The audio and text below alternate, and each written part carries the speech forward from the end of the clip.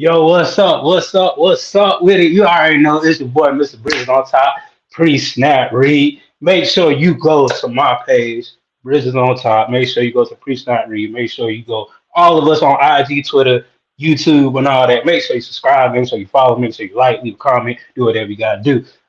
First thing first, I want to say Merry Christmas to everybody. Happy New Year. You know this the probably last pre-snap read before the end for the year end out. So I want to say that to everybody. Feliz Navidad, happy Kwanzaa if you don't celebrate Christmas like that. So I just want to touch bases on all them things, all the black folk what they got going on. But I can't do the show by myself. You know what I'm saying? They didn't let me down this week. I gotta give them props. They didn't let me down this week. But this lovely lady, she been on the off, but she on right now. She is on. She went to LSU. She went to FAMU. She go to North Carolina Central. She about to be 3 degrees up. She from the boot. She from Tallahassee. She from North Carolina. She from everywhere. My home girl, the lady of the pre-snap read, Robin McGee. Hang on to mistletoe. I'm gonna get to know you better. Yeah. This Christmas. Hey, Hey, what's up? What's up with you? Happy New Year, Ron. Happy holidays, everybody. I know. Hey, Rob, I gotta play something for a certain group of individuals. Okay. I gotta play something so a certain group of individuals that has been doing some things last week and they're doing some things this week too. But before I play the song, I like to introduce my other co-host. He must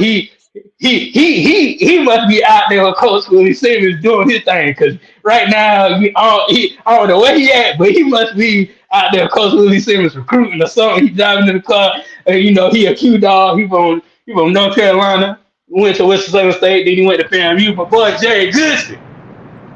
In the car. My boy.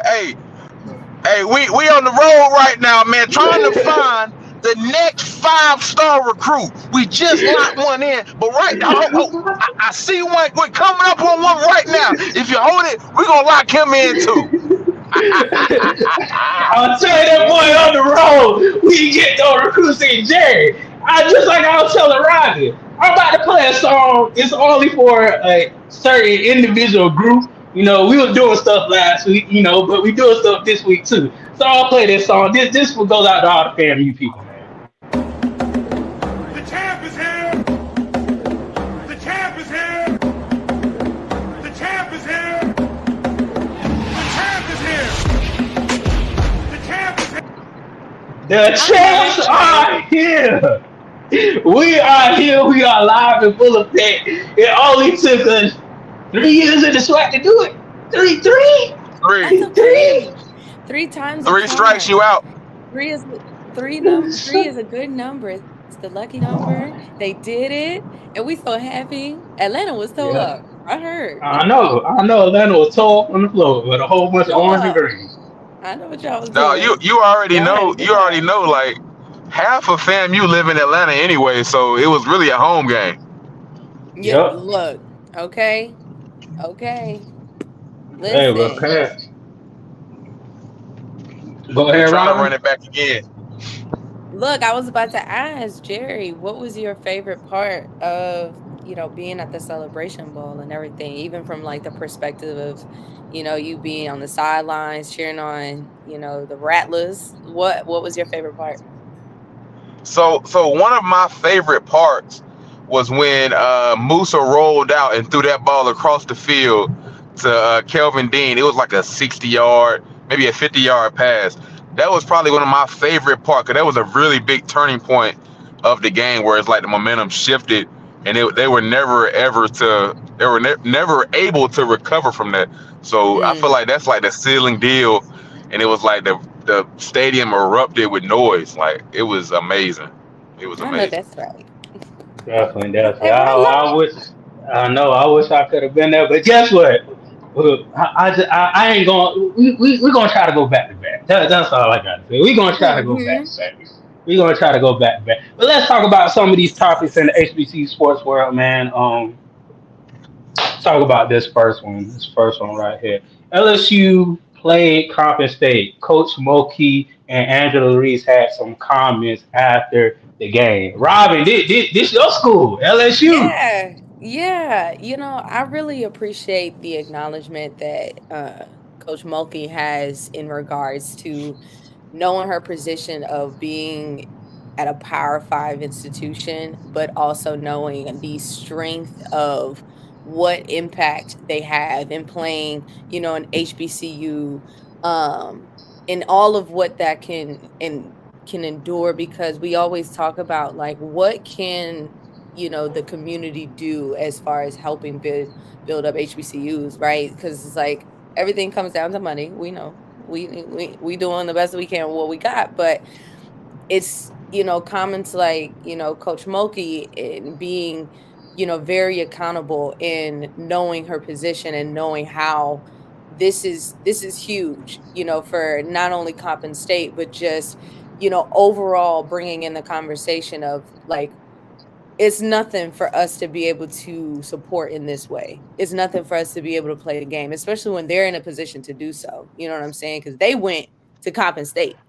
You know what I'm saying? Like that's also very important. It's not just, Coppin State going to LSU, it's LSU going there. So I think that's also a huge impact that it can, be able to gravitate toward other schools to kind of, do the same thing. Like you got all this, y'all got the means to travel. Y'all have the positions to do that. You know what I'm saying? Like, why is it Mhm. always conversation like, oh, we gotta come there? You know what I'm saying? Like, no, let's bring the energy as well to these universities. So I think that was amazing. And I really appreciate both, Angel and Coach Kim, acknowledging that within, their positions at LSU. So Yeah, I Definitely. agree with you. It was definitely an amazing idea. I think it speaks more to the relationships that Coppin State's head coach has more than anything else.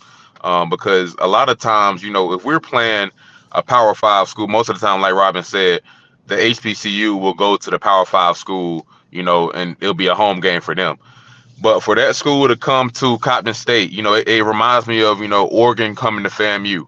That mm-hmm. outcome of that game is not as impactful as more so the exposure that you receive coming from you know every all the fans in that city are going to that game just to see not only LSU but also the exposure of Coppin State. So Yeah. I think that's great for them. Definitely, definitely. For me, I think it is.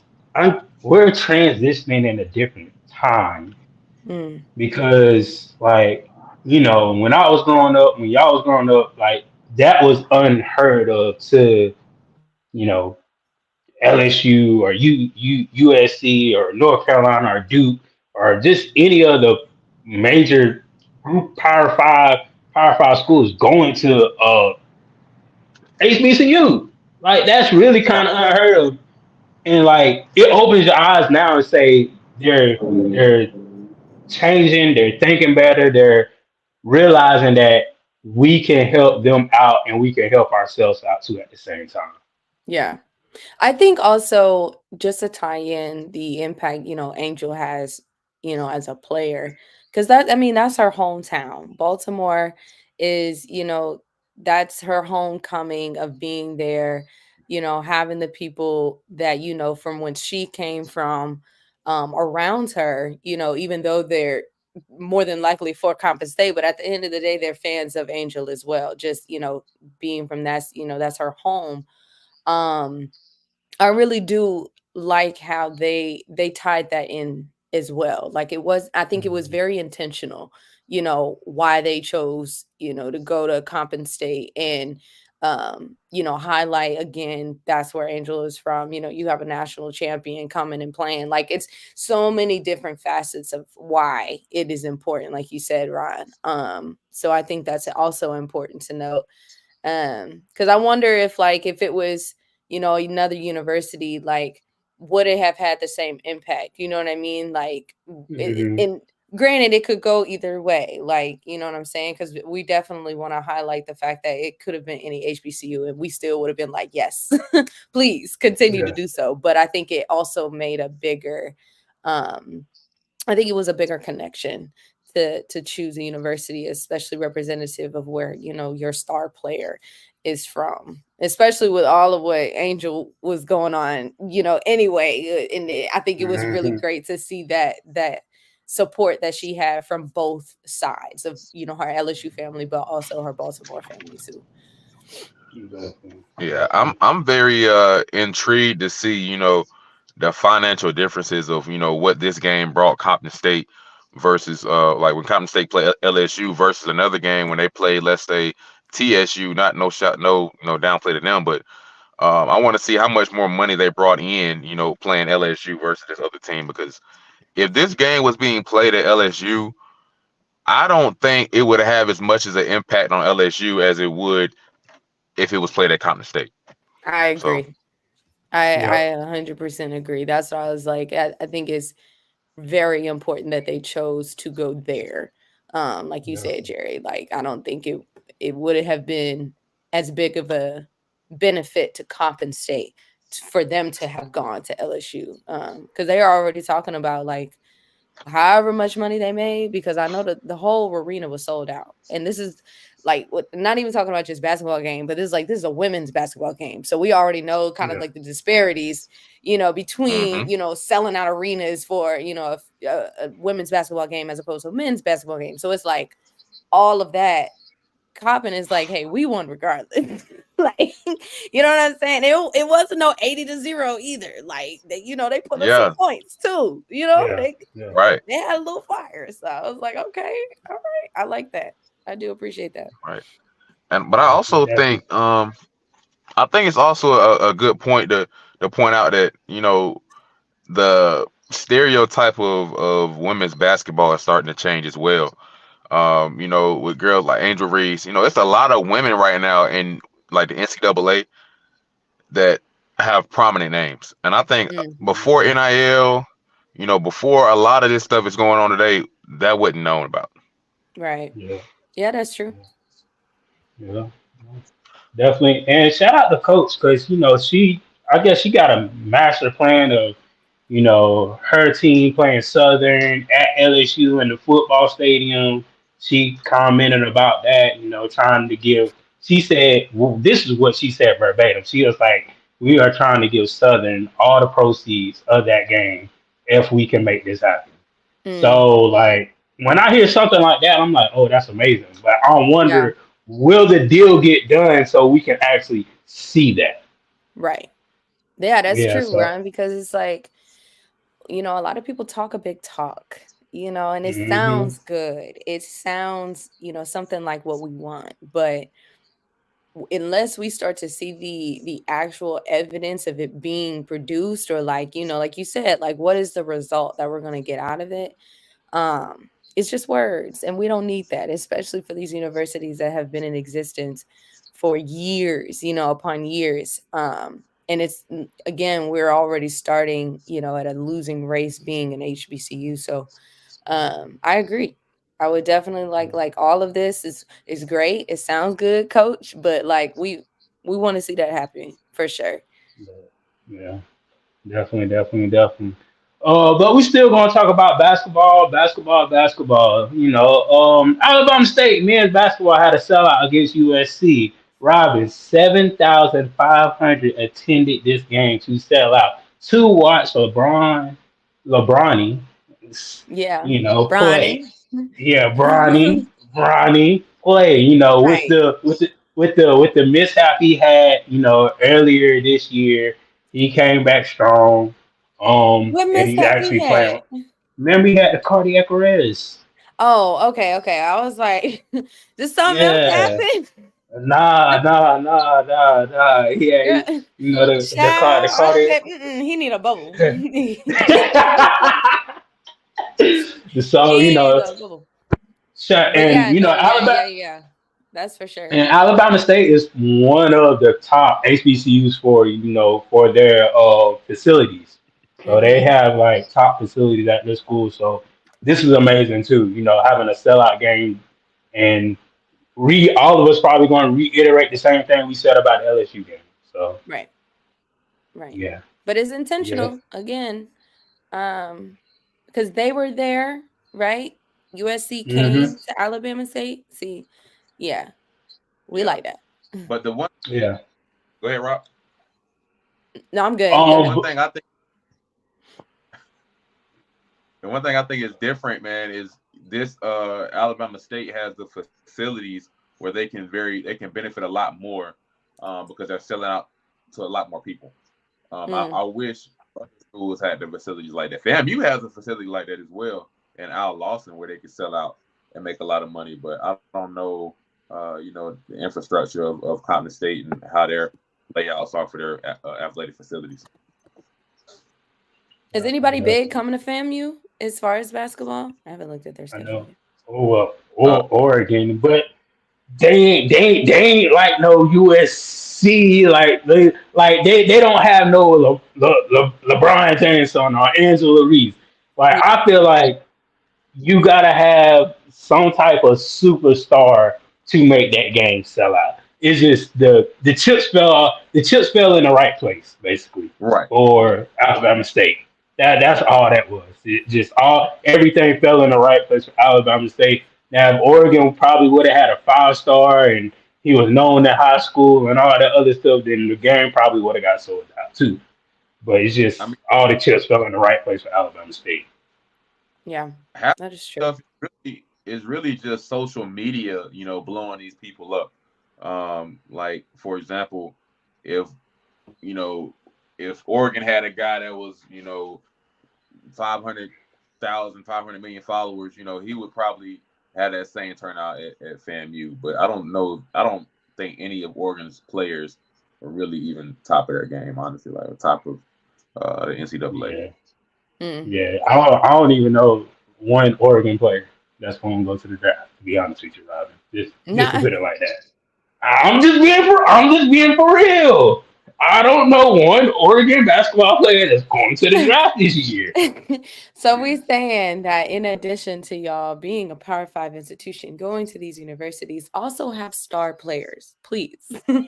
Yes, please have some type of star power. We we want a celeb status as well, Yeah. I feel it. Definitely. Look, I'm not mad at it. That's it, because that's what we need, Sure. But shout out to all the basketball teams, man. They doing their thing. Shoot, JSU came with a close one. They almost beat Miami. That was a really close game. But just shout out to all the basketball teams, man, for doing their thing, winning against these Group of 5 or Power 5 schools, man. Just shout out to all the basketball teams. We coming up. Basketball is coming up now. Not right now. But Jerry, what you got going? Shoot, you came off the Celebration Bowl. You know what I'm saying? Now, what do you do now? What do you do? Because your whole now life centered around football. Exactly. Nothing has changed. I'm still I'm working. Like every commitment that you see by FAMU has gone through the compliance process of academic evaluation. A lot of these people coming on official visits. A lot of these people are like, they have to go through the transfer portal. So all of that stuff, that goes through compliance. So I'm still working, I'm at home, of course, spending time with my family, but I'm still working probably 4 to 5 hours, 6 hours a day. Not only with, the transfer portal, we do have official visits, unofficial visits. It's a lot of stuff that goes into compliance that keeps me very busy, very busy. So, Jerry, I got a question, Jerry. Can I take my official golf visit? Because I'm golf. I mean, that's it. That's come on, take your official golf visit. And I don't even know if golf does official visits, so we can see how far that gets. But you can try. I mean, I could be the first one. Hey, I just want him to live out his dream, please. Hey, thank you, Robin. Do anything you possibly can. I'm rooting for him. Thank you. I love it. My goodness. I just want to be like J.R. Smith. I just want to go back to school and play golf. That's all I want to do. I'm really Look, surprised and a lot of you other can do people it. like JR that try to go back in college and play another sport for real. Mm-hmm. Because I can For see a real. lot like a T Mac, like a shit. When LeBron retired, he can go back. He got all I four. could see him doing like He can't coaching. use damn one. For real. Like Dwight Howard, he can do that. Because Dwight didn't go to college. I don't think he went to college either. Like he's the type. Nah. He the type. I don't think. Well, I'm not gonna speak on his finances, but he's not floating in money like LeBron James. You know what I'm saying? He might be floating. Mm-hmm. He's not floating in, Definitely. but he can do Yeah. that. But let's talk about floating. Well, let's talk about this man floating. Dang, that chicken head. Boy, Fred McNair's out of Look, it. Jerry, Yeah. Ron had to update me, and he gave this beautiful analogy of it's like when you break up with somebody because you don't want to be with them anymore, right? And you go to the next person, right? But that person don't want you, so now you try to double back, right? That revolving door. You just look at the thumbs up coming up. They agree with me. They coming around. And it's like, oh baby, but you left me. Why would you come back? What we found somebody new. We already got a new one. You know what I'm saying? Ooh. Child, I didn't know that he was trying to double back. That's crazy. That's Hey, very wild to me. when you think the grass is green on the other side and it's really not, it's really It's mud. really not even grass. It's mud. You try to It's turn really around mud. and they like my grass is higher now and it looks better than what you were when you were here. I mean, looking so moisturized and refreshed. All that photosynthesis is just kicking in. You know what I mean? SAT word. Okay. Photosynthesis, boy. That's what you remember from science, okay? The plant is flourishing. It's like, Mm. take your desert behind over there. That's crazy. It's Why did But he even leave? What was his reasoning if he gave one? Did he say why he didn't want to like renew his contract with Alcorn or anything? I think with him being there, I don't know how many of y'all have been to Alcorn or seen their facilities. I think I've heard it was more so the fact that he wasn't receiving the financial support to upgrade his facilities like he felt like he deserved. Gotcha. That's what. Jerry, here's my bad. Here's my thing. If you're not receiving a financial, I guess financial backing, then you could go. I understand you can go to other avenues, but far as what I'm saying is, FAMU look for other avenues to get that financial support. If you're that coach that you say that you are, and you supposed to win these games that you supposed to win, they will have no problem of financial supporting So hold on now, hold on. How Mm, can you. Okay.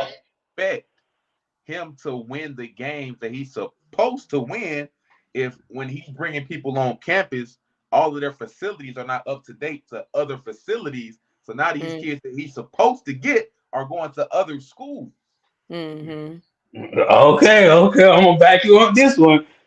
when coach Oh, when look, coach look. when coach And Willie reload. Simmons came into FAMU, the facilities wasn't up to par. He worked the football field house wasn't like that. The weight room wasn't like that. When I first came, it was a whole different story.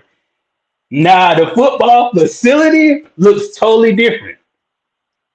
Okay, So he had to win games to get it up to par to get people backing him. right. Back in the day, yeah, Fred McNair had the backing, but what have you did lately? Like what have you did in the last 4 to 3 years to make people say, okay, we got you, Fred. You only lost one SWAT game. We got you, Fred. Mm, So we got to keep in mind, FAMU has a very unique circumstance. FAMU is, one of the one of the top HBCUs, flat without athletics. FAMU is one of the two Division I HBCUs in Florida, period. And FAMU is in Florida. Like, these are a couple of different. Have you ever been to Alcorn? I ain't been to Alcorn. My brother, go to Alcorn. You tell me if you want to go. Jerry said, did you listen to his response, Ron? He said, and we got a comment right here. For SWAC champions shouldn't have to ask for financial backing, which is understandable. Which is understandable. You shouldn't have to ask. But my thing is, like, if you shouldn't have to ask, then do the fans like you, or the fans dislike you, or somebody dislike you? If you not at, like, something going on.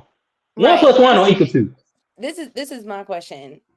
As far as, and just kind of using the Willie Simmons example of, like, FAM didn't have all of what it has prior to him coming in. He came in.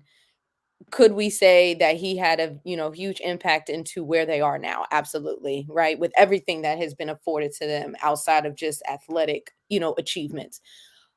But I think my question comes from of, like, is that the coach's job to improve upon those things at the university in which they lack? Or is that administration's job, right? Or their board of trustees, whoever is making those higher decisions, right, to improve upon those things? And then the coach's position is to capitalize. And this is a genuine question, because in my heart of heart, I feel like it can go both ways. But in all reality, if we want to try to get to the level of, like, these top tier schools, right? Their coaches is not worried about that stuff that our coaches are trying to worry about to make sure that their students are straight. They don't have to worry about that because their administration and their board is doing what they're supposed to do. So when you have a situation where you have coaches that are stepping outside their responsibilities as a coach, like, yes, it's very frustrating. And it's like, either they're going to take it upon themselves to do it, or they're going to leave. And it's like, I don't fault them for leaving, you know what I'm saying, and not taking upon themselves to build upon those things, which is really not their job to do. I think Willie Simmons is like Jerry said, it's a very interesting, I feel like, difference, because he made it a point to do those things. Whatever he did as far as outside of him coaching football, any improvements that he made to the athletic department or, administratively, I feel like he did it because he wanted to, but not because he felt like it was an obligation. And I think that sometimes we, as maybe a community, almost put that on them as if they're supposed to do that, and they're not. At least it's as far as I'm concerned. So I'm like, I don't know. Like, I think that some of these universities just need to step up. If they want the best, they have to be the best, or at least give them some type of, evidence that they're gonna try. I don't know. So what I've seen, not even speaking on Alcorn, just HBCUs and academics and schools in general, a lot of times the presidents are focusing a little bit, I don't even want to say this, but it sounds weird coming out of my mouth, but too much on academia and not focusing on athletics. A lot of schools have this issue where they're more focused on, hey, we got to get everything straight with this first, and we're not really worried about athletics at all. It's going to come up with HBCUs. Specifically, yeah. That is a very but Jerry, I ain't gonna lie. Student athlete. I mean, I can understand that, but the schools that really thrive, they have their athletics on the forefront.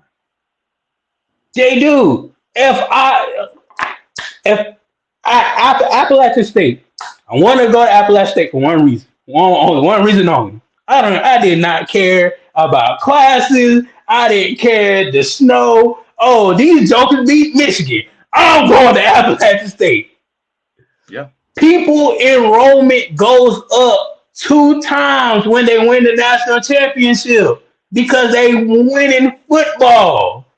Not, we're the top educational school. I mean, yes, that's a plus. Yes, that's good. We want that. We want to be young black educators. Don't get me wrong. But at the end of the day, it's all about the sport. It's all about the sport. If I feel like this. This is how I really feel. If McNair was winning games, he would not be in this situation. If he would have went to the SWAC championship and faced Coach Willie Simmons, I feel like he would not be in this situation this What year was their that he's in right now. what was their Hmm? record? I think they lost 3 to 4 games, but they lost to PV. That was the game that he needed to win. Then he lost to Texas. Yeah, he lost to Texas Southern too, and that was another game that he needed to win. So let me get this straight though. So 7-3, 8-3, that's not winning games. But would you rather stay complacent, Oh man. or do But you wait, want hold on, complacency? Ron. Wait, time out, Ron. Time out, Ron. I would agree with you if it was Alcorn letting McNair go. McNair didn't renew his contract. So he wanted to go see True. what else was out there. And Alcorn, I feel like, was like, oh, well, that lets me believe that I feel like you're not loyal. And as far as if I'm looking at it from a athletic director point of view, right? Because I'm going just based off of the terms of what happened, like the chronological order, right? McNair Mhm. given the contract, hey, are you going to renew it or not? He says no, right? He goes and starts entertaining other people, right? Now Entertain other people. from that point, from what I'm understanding, y'all correct me if I'm wrong, because I'm just now trying to put the pieces together. Alcorn decided, right, to go ahead and hire their defensive coordinator to be their head coach, right? Mhm. Right. Now, is that an indicative of were they already going to do that?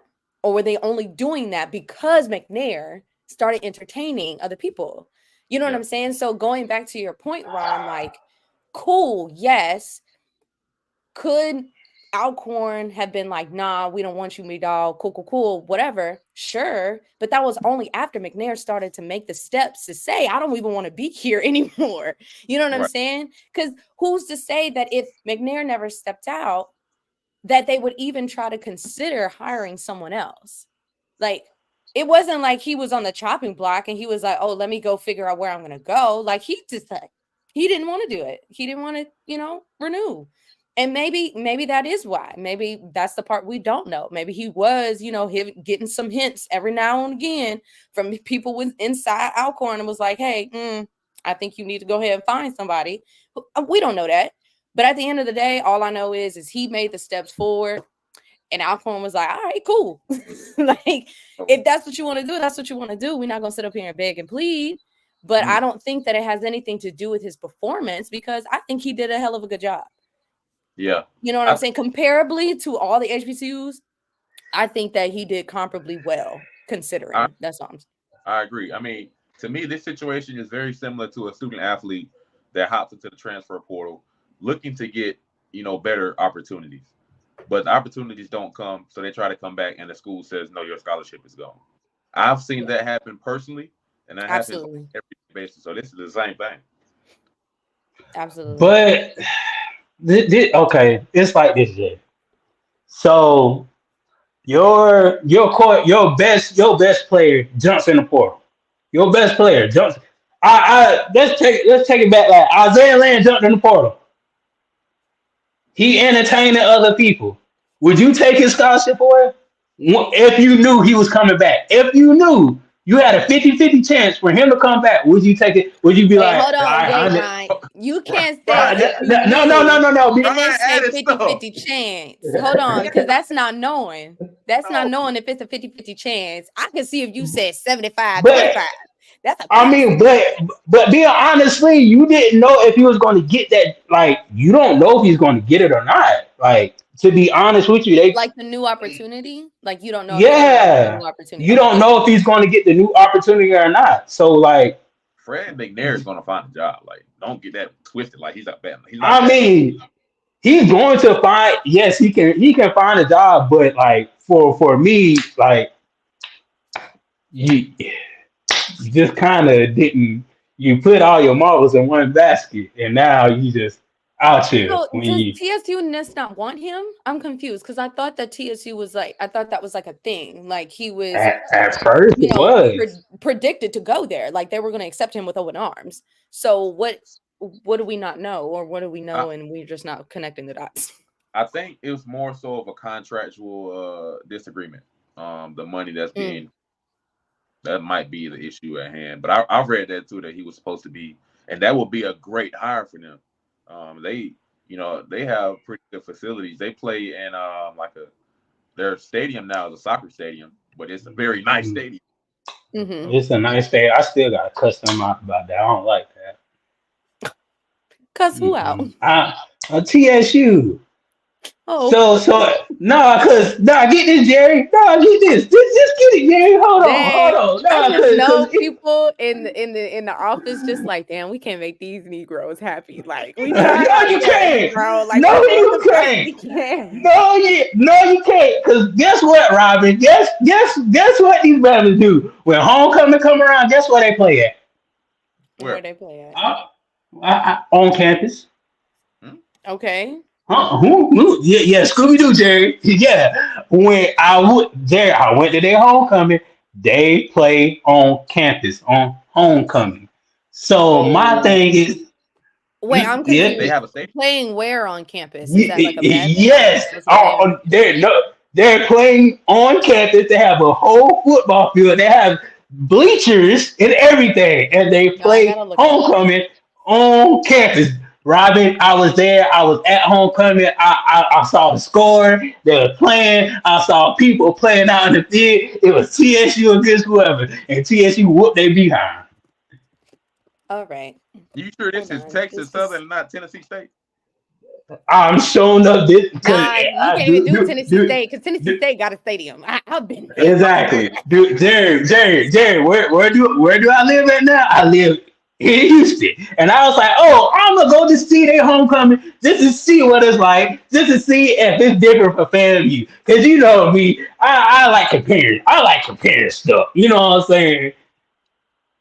Yeah. See, look, they do play their So so Jay, hold up. My thing is this: if you play one game on campus, that means your students have to figure out a way to get to downtown Houston to watch a football game. Your players have to go on a bus, wasting extra money and gas to go downtown Houston to play a football game. Your band has to go on a bus to downtown Houston. No, get away down hell. You don't know what traffic you about to run into to play a football game. Wait, okay, but here's my thing, Ron. Are we upset that the game is being played on campus? Are we upset that it's not being played on like an actual like regular field? we It's upset. we upset that it's not playing on campus because why is the game not on campus? Because if I'm a student and I don't have a car and my friends don't have a car and Uber costs a lot, why would I go to the football game, Robin? I could save my little $20, even though we could probably all carpool. We could save all our little $5 and get something from Wendy's. So you're saying that the regular the homecoming is played on campus, but all other games are played off campus? Yes. I'm And your frustration is why can't all the other games be played on campus just like how homecoming is played on campus? Okay. Yes, because you're losing. Because Robin, guess what? You're losing money.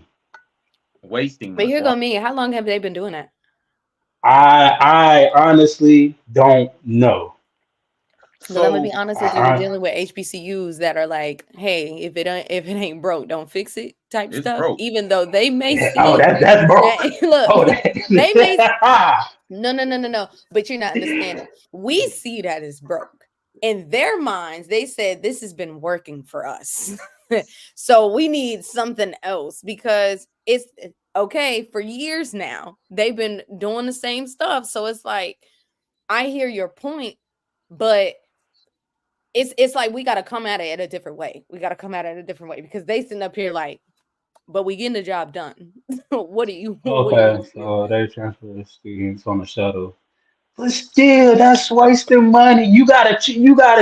That's still wasting gas money.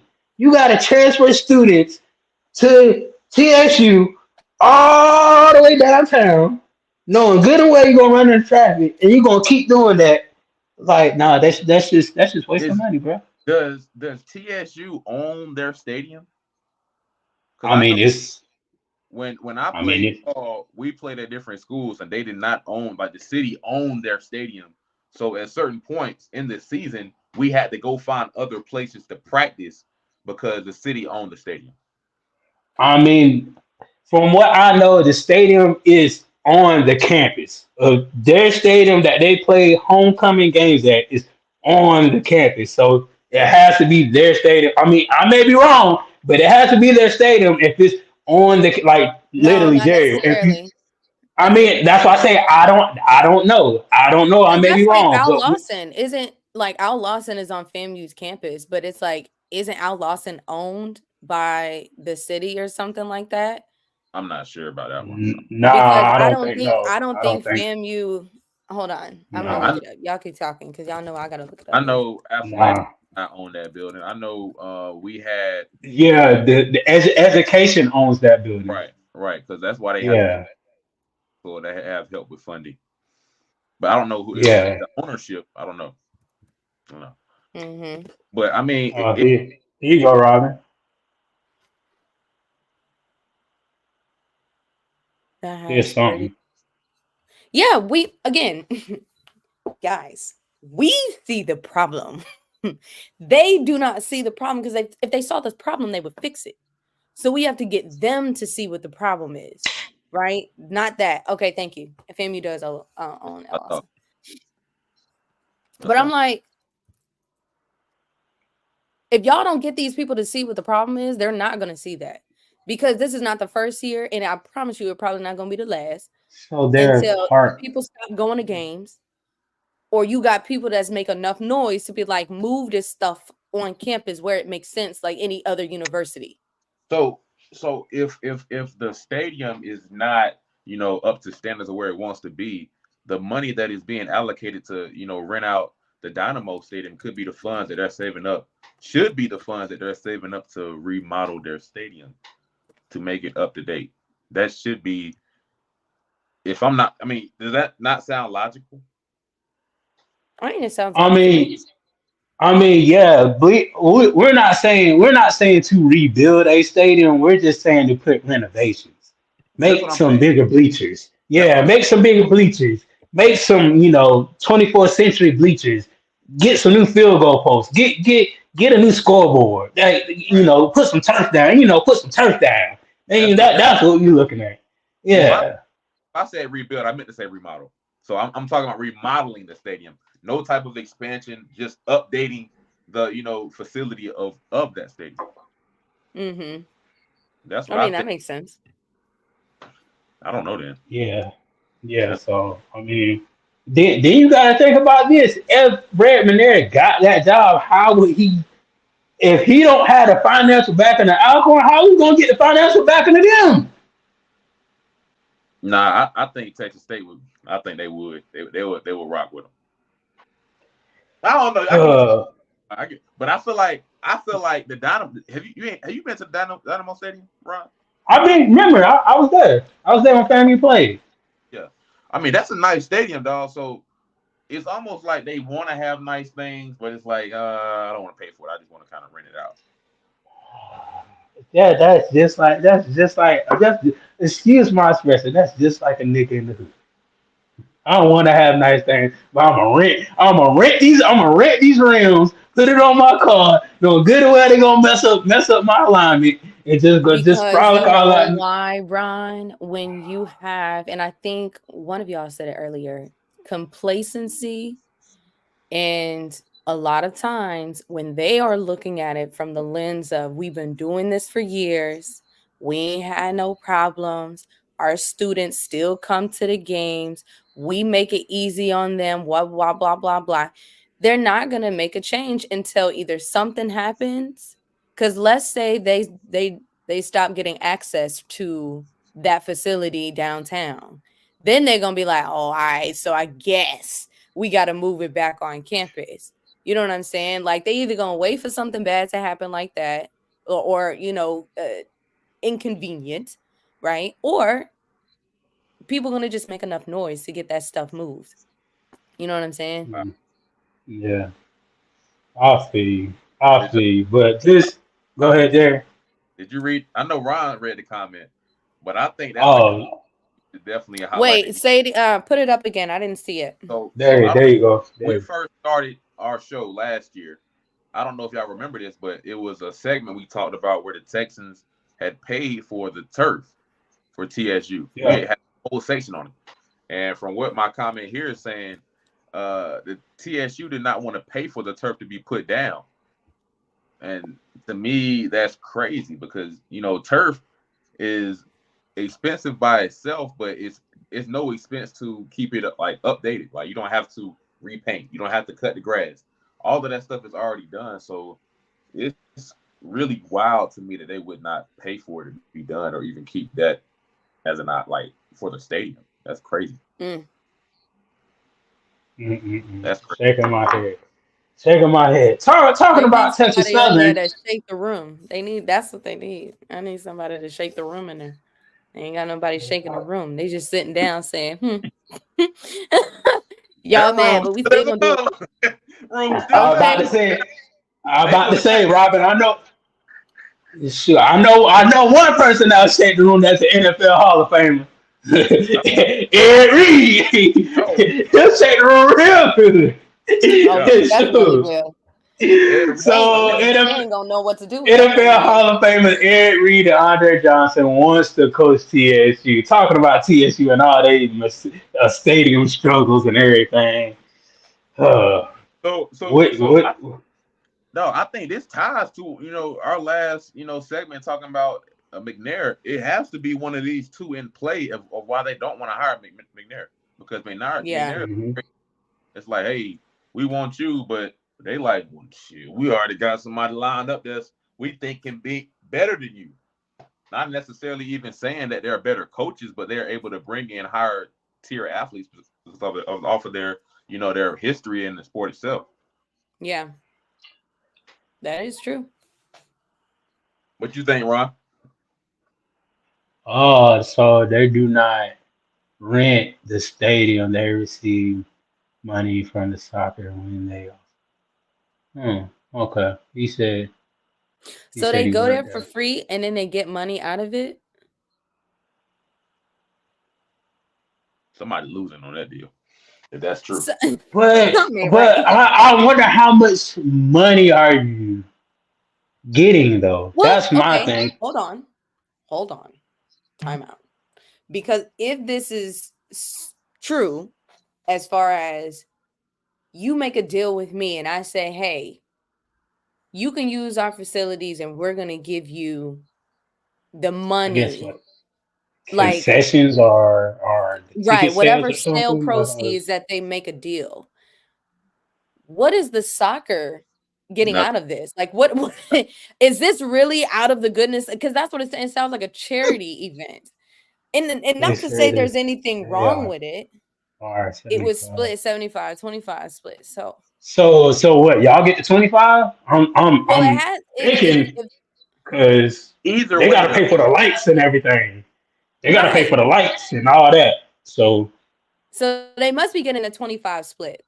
I can't see them not paying anything to play in the stadium and then also receiving 75% of the proceeds within whatever that split. He said 75-25. So I'm assuming that that's what they're talking about as far as whatever revenue that they're making out of the game. So I'm like, yeah, it can't. And maybe that is. And if that's the case, then I can see why, administration is like, no, we good. Because who's going to pay us to play on our own, campus? Like whatever you make on campus, that's what you make. And I could see why they would put the biggest game, homecoming, on campus. Okay, that's different. That is But different. That's the case. That's the case. Robin, it still doesn't make sense to me that if you have, I understand homecoming is homecoming. I do understand that. But if it doesn't make sense to me where I know I can get tailgaters, I know I can get people at my school if I have a home game. So But therefore, they're also getting people at the games though. Like it's again, they're not going to change this. I'm looking at it from a dollars and cents perspective, Ron. I ain't gonna hold you. And if you're telling me that I get to play at this facility, no matter where it is, even if it's off campus, and I'm off the rip without even trying, getting a 25 split, and I don't have to pay rent to play here. Numbers and cents don't lie. Like I can understand why in majority of the games you're saying all home games but homecoming. That is a revenue aspect. Does it make sense? No, and I agree with you on that. But from a monetary perspective, from a financial perspective, if you're making more money in this route, then that would make sense of why they're continuing to do so until they find a means to feel like they can make the same amount doing it on campus. But how can they even make more money doing it? Because we played them. The stadium wasn't sold out, so they could be making 100% of their profits if they played at home. But if they play at home, but here's my thing: who's maintenance? What's the maintenance on the soccer stadium? Because do they pay maintenance on that soccer stadium when something goes wrong? Who fixes it? Because if they're on their own campus, all the things that we have done, as far as like using FAMU as an example, but like anything that has to do with infrastructure on FAMU pays that, unless they're getting money from like donors, fundraising, and whatever, they would have to pay that. So expenses wise, they could lose on that. Right to your point, Jerry, yes, they could get 100% profit, but the maintenance of it is also coming out of those same pockets. Whereas soccer fields, they don't have to worry about that because that's not even their property. And I'm only saying that is a way to give a distinction between the pros and the cons of it. Because I agree, I think it should be on campus, and I think they could be making a lot of money. But I think that, again, they probably looked at the numbers of where they are, and they've gotten so comfortable and was like, no, we don't want to make this move yet unless y'all can guarantee that we're going to be making as much or more. I just really can't see. maybe the stadium is really messed up. Maybe we haven't seen it. Jerry, listen to this. Jerry, listen to this. It looked like a little league football field. You went, right? You went to homecoming, so yeah, okay. It looked like a little league football field compared to. That's on campus. It's lit, Robin. Campus is lit. It's literally a campus is like a hard, like straight line. Campus is like straight line, literally. Like once you walk in it, you there. You gonna see the back. You gonna see literally. Once you walk in, you see the basketball arena. Then right next to the basketball arena is the track and the football field. So like you can't miss it. Like you and on the other side is classes. You keep on going down CAF and all the other student center and all that. It's like you can't miss it, right? But they only set it up for homecoming. Outside of that, it's a soccer field. Is that what you're saying? No, it looks like a little league football field. Oh, Robert, I imagine you going to your little cousin's football game on Saturday at 9 a.m. and you walk out there and you see the bleachers that haven't been pressure washed in 10 years. Yeah, I'm gonna have to go. I've never been to a Texas Southern homecoming, but I had no idea. This is the first time I'm understanding that they playing the regular season. I mean, they regular other games off campus, and they only playing this one game on a legal league field for homecoming. It's crazy. I don't know. Even that sounds backwards to me. Like Yeah. Because now you're if you have a little league football field, you're capping your amount of your attendance. So now you have your biggest game on the smallest field. Yeah, something not adding up here. Math ain't happy. Put my finger on it, but something's not adding up. Nah, I feel like the board was like, I feel like all the games was supposed to be played, and then somebody got mad, and it was just like, here, take this. Y'all can have homecoming. Y'all want it on campus so bad, take homecoming. And it was like, okay. They're like, here, That's man. what they're doing. Thank you, bro. Dang, come on, bro. Dang. No, for real. Because that's different. That is very different. But I don't know. I'm very interested. I would love to see an expensive revenue report from them. That's what I would be interested in seeing. Because it has to be more. I mean, Robin, once you come down, you can graduate too. All of us can go up there together and figure this out. Look, I don't even have to wait for graduation, baby. I'll be there fall 24. Hey, what's up? Tell me. I'll be up there with you, scratching my head. I'll be sitting there like, y'all know y'all ought to be ashamed of yourselves. Cause Lord knows, Robin would be Obama, and I'm gonna be the cousin Obama. I'll be, how in the world y'all do? And I'll be like, how the hell y'all let this get this shit like this? Look, I'm gonna just look at you and be like, translate. What the fuck y'all got going on? So when he's trying to say it, why are you making these decisions? Damn, that's crazy. Well, yeah, man. Well, maybe that's why, going back to Jerry, your point of like, all right, we got these two prospective, coaches, Ed Reed and Andre Johnson. You know what I'm saying? McNair, I'm sorry. You know what I'm saying? They got other universities, but we trying to bag this over here, and maybe they are going to be able to make a difference and maybe make some changes. I mean, we saw, like we said, Willie Simmons, we saw with Deion Sanders, like we saw the people with powerful, backings behind them, what they could do at a university outside of just football. So I don't know, Chad. I don't know. You'd be crazy though, like if both of these, Ed Reed and Andre Johnson find a different job somewhere else, and then they're like, "Oh, McNair, we want you back," and he already. They better not do that. Hey, Jerry. I feel like if McNair hadn't found anybody by that time, I think he'd still take it. But McNair, so go to a couple of places, Well, he could probably. Well, Benedict's hiring. Could go to Benedict. You know what I'm saying? I wouldn't go to Morehouse. I mean, that's just me. I wouldn't, but I'll go to Benedict just because of the backing. Is a private school. They can kind of dish out money, any way they want to because they private. They really don't have to answer to nobody. But you think he'd go from D1 to D2? Yeah. Yeah. That school. I don't know about other schools. Okay.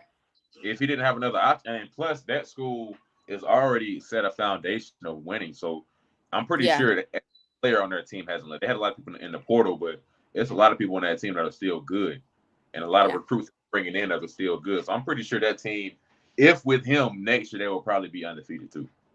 Gotcha. And then propel him back into Division I. Yeah, basically. But for y'all two, who would y'all pick as far as to talk about financial backing? Would you Ed Reed or Andre Johnson?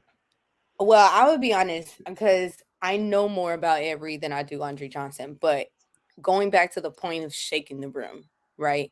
If we want the substantial changes that we want to see as quickly as possible, just as passionate as I've seen Ed Reed, then I would choose Ed Reed over Andre Johnson.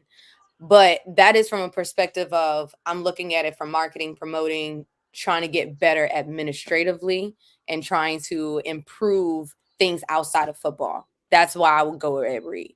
But again, I don't really know the track record of Andre Johnson, right? So if we're, taking into consideration also all of those things with the success of a program, I don't know. Maybe Ed is not, for that position. I don't know. But I think looking at it from the perspective again of what we just kind of talked about with things that need to change and need to change fast, I would go with Ed Reed, but that's only Me, from, administrative point of view. I mean, I have a whole different viewpoint from an administrative point of view. Rob, I think I'm going the other route. I think I'm going towards Andre Johnson for the fact that what Ed Reed has shown us in the past, he doesn't respect administration. From what he did at BCU, it's like he slapped the admin in the face. I'm not reliving that. I'm like, yo, Well, But Jerry, the real question is who slapped who in the face first? first, yeah. That's the Yeah. real We talked about Jerry. Who slapped who? Because if somebody came in and told you one thing and literally talking about, oh, I didn't know he was on campus, then hi, Jerry, if you didn't know he was on campus, who else he was going to get the keys from? Either way, you do not go to Instagram Live to handle that. Well, okay, But- I agree with you there, but I Okay. feel like I know I'm really rocking with you, Ron, on this one because I feel like Ed's reaction wasn't the best. No, It wasn't. Wasn't the best, but I do feel like in a way it was justified because stop playing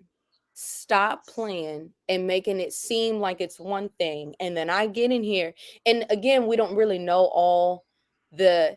Thank you, Marcus. We don't know who all was in the conversation prior to, but I do believe that you got to take in consideration that this man probably was promised so many things, right? Or because what have took me over the edge, even as from a personal perspective, if y'all saying, hey, I know we got all this stuff, but just be quiet, be cool. Like, don't tell me to be cool and be quiet when this is nasty. Like, this is messed up. It's not right. And Jerry, get this, Jerry. No, hold on. Just to put Robin's statement. Guess what? The gate ain't even fixed yet. It's still homeless people going in and out. I'm not talking about none of their facilities. What I'm talking about is how he handles the situation. That's what I'm stuck on. So Rob, let's say you're in a relationship, and let's say, quote unquote, your boyfriend cheating on you. Or you go to Instagram Live or Facebook Live. This guy, he ain't doing nothing right. He cheating on me. Like I can't. Do you do well, no, you already know I'm not that type of person. Oh, okay. I'm not at all. I'm that's because first of all, that's none of y'all business. And by the time I probably come to Instagram, it's already handled. No, you know what I'm saying? By the time I come in, it's gonna be history. No,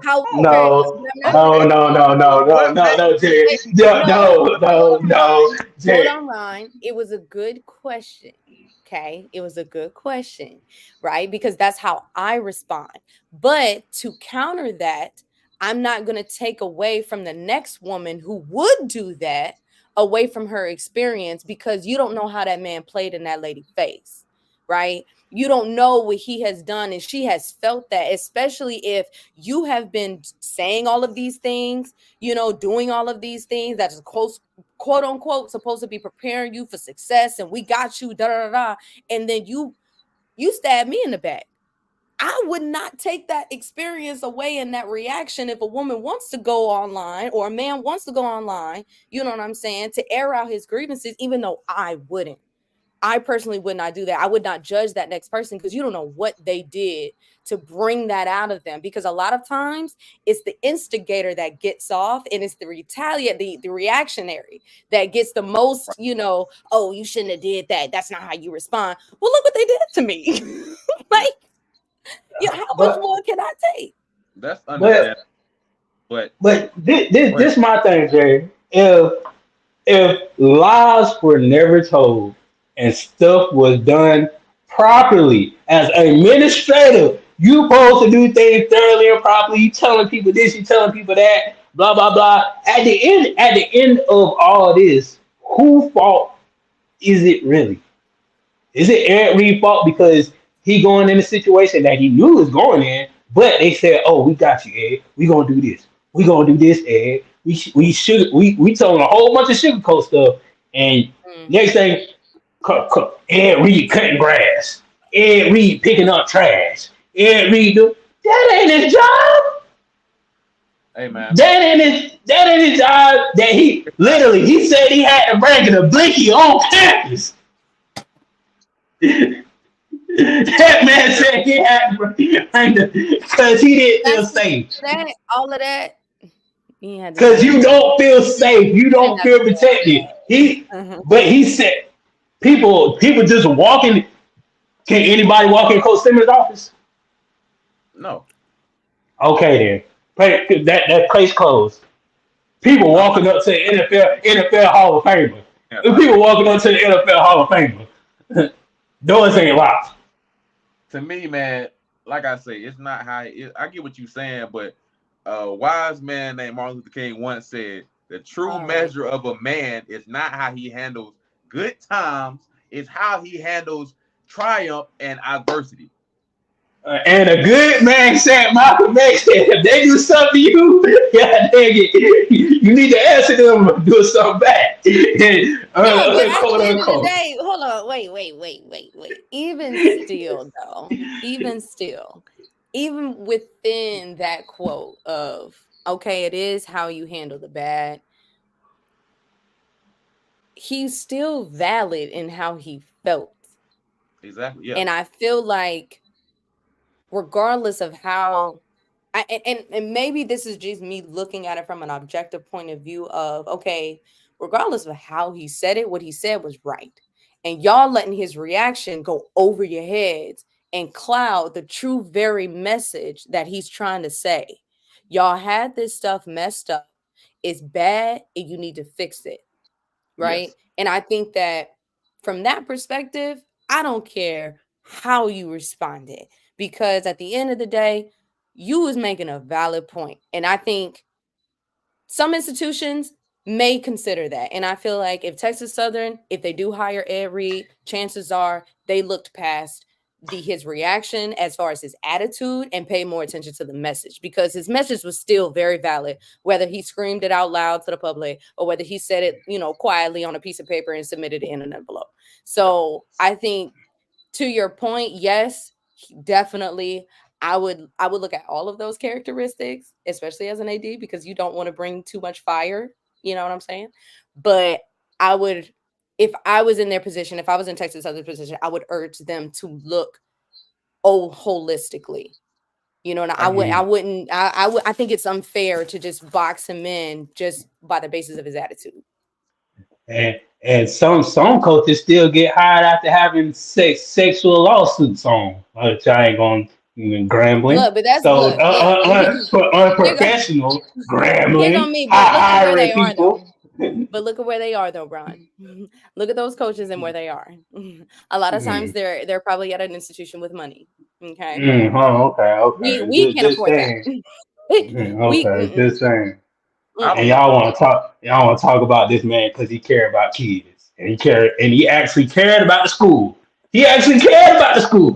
I mean, he's cared, but he also has some selfish moments now. Let's not act like, Ed Reed was only talking about the students of the school and what's good for everybody else. He was also talking about himself. He was pissed. Because that reaction hurt the students. In a way, yeah. I would agree. I would agree that he was loud and right, but also inconsiderate. You know how many kids transfer and how that impact the students that were still there? Their enrollment is down. Like, they don't have money, dog. Yeah. And to me, I get what you're saying, Rob. I do think, he does deserve a second chance, but I don't know. I feel like every HBCU has their own individual problems. BCU has that particular problem that they struggle with. FAMU, we have a lot of problems. Texas Southern has a lot of problems. Everybody has their own different problems. I think if he was to get that job, whatever problem Texas Southern has will be exploited. Yeah. No, but this is the thing. Whatever problems do they have, they need to physically say it to that person instead of trying to hide it and try to play around it. You can't sugarcoat stuff to somebody that magnitude that has a whole bunch of following behind him. Like he's going to get because they're so used to one thing.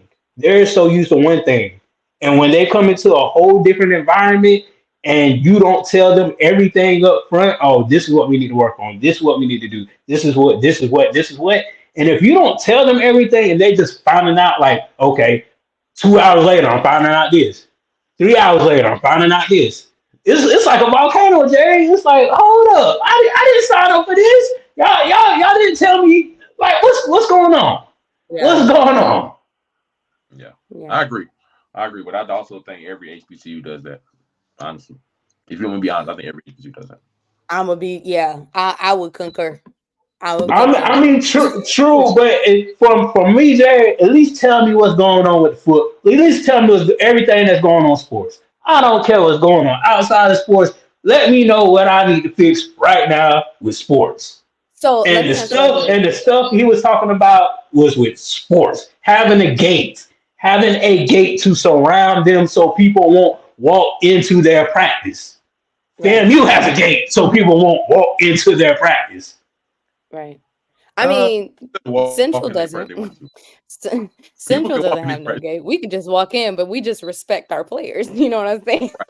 Right. Like when we see, because I can easily from the law school to the field, just it's a straight shot. Like you just. But here's my question: do we know if Texas Southern is like if this is a mutual kind of like potential agreement as far as who they want between Andre and Reed, or is it just that we know, Reed and Johnson are wanting to go there? Like, you know what I mean? Like, is it mutual? Mhm. Is it like an understanding that Texas Southern is looking at either Reed or Johnson, or is it just we know that both of these individuals are considering if Texas Southern is open to it to go to those universities? I know both of these guys want to go to Texas Southern. I know G was on here, I think, was it last week or the week before, and he was talking about that Eric Reed did get an interview for Grambling. So, like, if he got an interview with Grambling, he might have got an interview for here. So even maybe Andre Johnson. Oh, Grambling, yeah, because Hugh Jackson is gone. Yeah, I think they already hired somebody for Grambling, but he still got an interview though. So wait. They hired somebody fully or just an interim? Yeah, they hired somebody fully. I forgot his Gotcha. name. Okay. Yeah. But at the end of the day, like, if he got an interview for Grambling, like, 9 times out, I mean, I'm pretty sure he would at least get looked at. If he didn't get looked at, then I'd be surprised. Yeah. I think Grambling hired their coach like last week, or week before. It was recent. Yeah, Mickey Joseph. Yeah. He done. Let me not talk about Grambling right now, but yeah. Oh no, not talking. Why we can't talk about Grambling? What happened? Cause it's Robin. It's funny when somebody do something and they look at it a different way, but when he do something, he's not looked at a different way. He get a second chance. Who are you talking about specifically? You talking So about Art this new Brown, coach? yeah, this new coach, from what I heard. Mickey Joseph? Yeah. What happened? What did he do? So look at Jerry. Look. I did what? Oh, he's a and we couldn't let Art Browns come in. It's allegedly, or did it happen and got proven in court? I think it happened. Because you're innocent until proven guilty. It's just a lot of y'all forgot. I mean, no, honestly, it's a lot of people that y'all know that are coaching right now that have done that. Honestly, and that's absolutely crazy. No, absolutely, absolutely. And I'm not saying I'm not saying allegedly little. Okay. Hold on. So, December 2022, Nebraska said that Joseph was no longer a part of the Huskers football program after he was arrested and charged with strangulation. However, the case was dismissed earlier this year. So, earlier. If it was dismissed, then chances are either they didn't have enough evidence or somebody tried to, drop the case. So Come through, lawyer. hey, listen, I'm always advocate for both sides. You know what I'm saying? Okay. I just feel like people should be given the same chance that the other people should be given. Well, You know what hell, I'm saying? if Ed I was Reed, no. I agree with you, Ron. I do agree that Yeah, sometimes they be very, very selective. subjective. Correct. Subjective. Selective Yeah. and subjective, both of them, and how they Yeah. decide on who they want. Because it's almost like they're taking or they're trying to take the lesser of the two evils type of situation. And however way they weighed it out, they said, hey, at the end of the day, they both be like this. So we just go, you know what I'm saying? Because he is coming from Power 5 University, Nebraska. So if I'm Ed not, Reed ain't put that on Instagram Live, if he did not put that on Instagram Live, all of what he said to administration would be allegedly he said this. correct. So he showed Correct. it hard. Correct. So it's no fault that it came to the light. Like, he could have went in there and tossed over tables and y'all ain't think this. We would have never known if it really happened. Correct. Okay. That Allegedly, we need to be given opportunities to people. Allegedly. Allegedly. we want that badly. we want that actually. Right. Because if you can turn your blind eye on that, then you can turn your blind eye on every. Hey, I hear you, big fella. And what I will say is, they'll turn the blind eye to that, but when it comes to disrespecting people that are in the same profession as them, it's like, yeah, we can't turn them out of that, because that can happen. Well, okay, okay, so Robbie, I'm glad you're here. Okay. Smacking females or disrespecting your coworkers? just put it plain and simple. Hold on, wait, pause. Wait, I was not prepared. I was not prepared. Give me context. Am I okay, Robbie? Measure which one is yeah, worse? which one worse? I'm disrespecting. Hold on. Am I assuming that this is a male in this? Yes, it's both are males. Okay, both are male, and either I'm gonna take a male slapping a female or a male slapping another male coworker. No, so get this: a male slapping a female, or a male calling out stuff that was supposed to be fixed, or HR was supposed to do it, or he just calling out the whole company. Oh, he trashing the whole. I'm Of course. But Ron, it kind of goes without saying of like, you turn your eye on smacking people in the face, but you won't turn your eye on dysfunction. It still doesn't matter. You need to go to counseling or something. I need to make sure you're mentally stable, because if a female come up and say something sideways to you, I don't need to be hearing 48 hours you smacked her. Talk to them. Okay, hey, but Ron, here's the let me ask you a thing, question. it was dismissed. So with that being said, again, and I don't know the case, so I haven't looked at the case. I haven't looked at what all was allegedly said versus what it wasn't. Ron. All I know is that if the case was dismissed, one or two things happened. Either the victim didn't want to go through with it anymore. He didn't do it, regardless of what the alleged was, you know what I'm saying? Or he had a very powerful attorney that helped him get out of it. You know what I'm saying? It's one of the three. So I'm not saying that he absolutely didn't do it because the case was dismissed. That's not at all what I'm saying, because I don't know. But at the end of the day, to answer your question, right? Yes, I would have rather take upon somebody. But yes, you can. Yes, You got freedom of speech.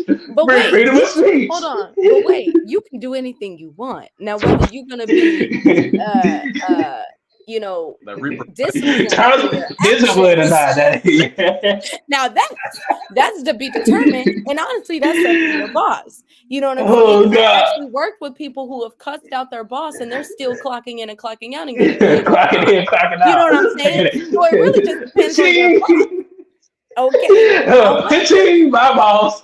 But I Robin. don't think it was the fact that he was cussing out his boss. It's just that he let everybody else know that he was cussing. Yeah. He was put it on cussing out everybody. Because I feel like even if it was behind closed doors, hey, I think they would have tried to make something work. I really honestly do, because you know what? You didn't embarrass us. But see, if Ed got online and embarrassed the people, rightfully so, but still embarrassed these people. So yeah.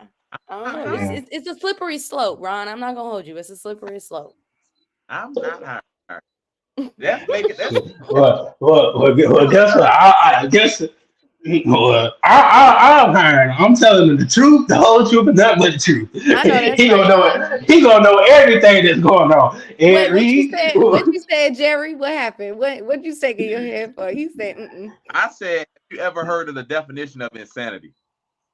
Oh, doing the same thing over and over, expecting a different outcome. And expecting a different result. Oh, guess what? Because BCU, Hold on, Ron. No, there's no way TSU can tell him every problem that they got, because I'm pretty sure the AD don't know every problem that they got. And when he stumbled across a problem, he like, dang, you ain't tell me this. Now he going IG live. Man, I only got one chair in my office. Half the pins in my drawer don't work. Like, bro, what? Yeah. So Jerry, let me get this straight. If you're the boss of a organization or a company or something, shouldn't you know every little detail that's going on? Bro, you're not. You're not going to know every detail. As far as athletics, I ain't talking about for the school. You should it shouldn't if I'm walking into FAMU facilities, I know what needs to be fixed and what not need to be fixed.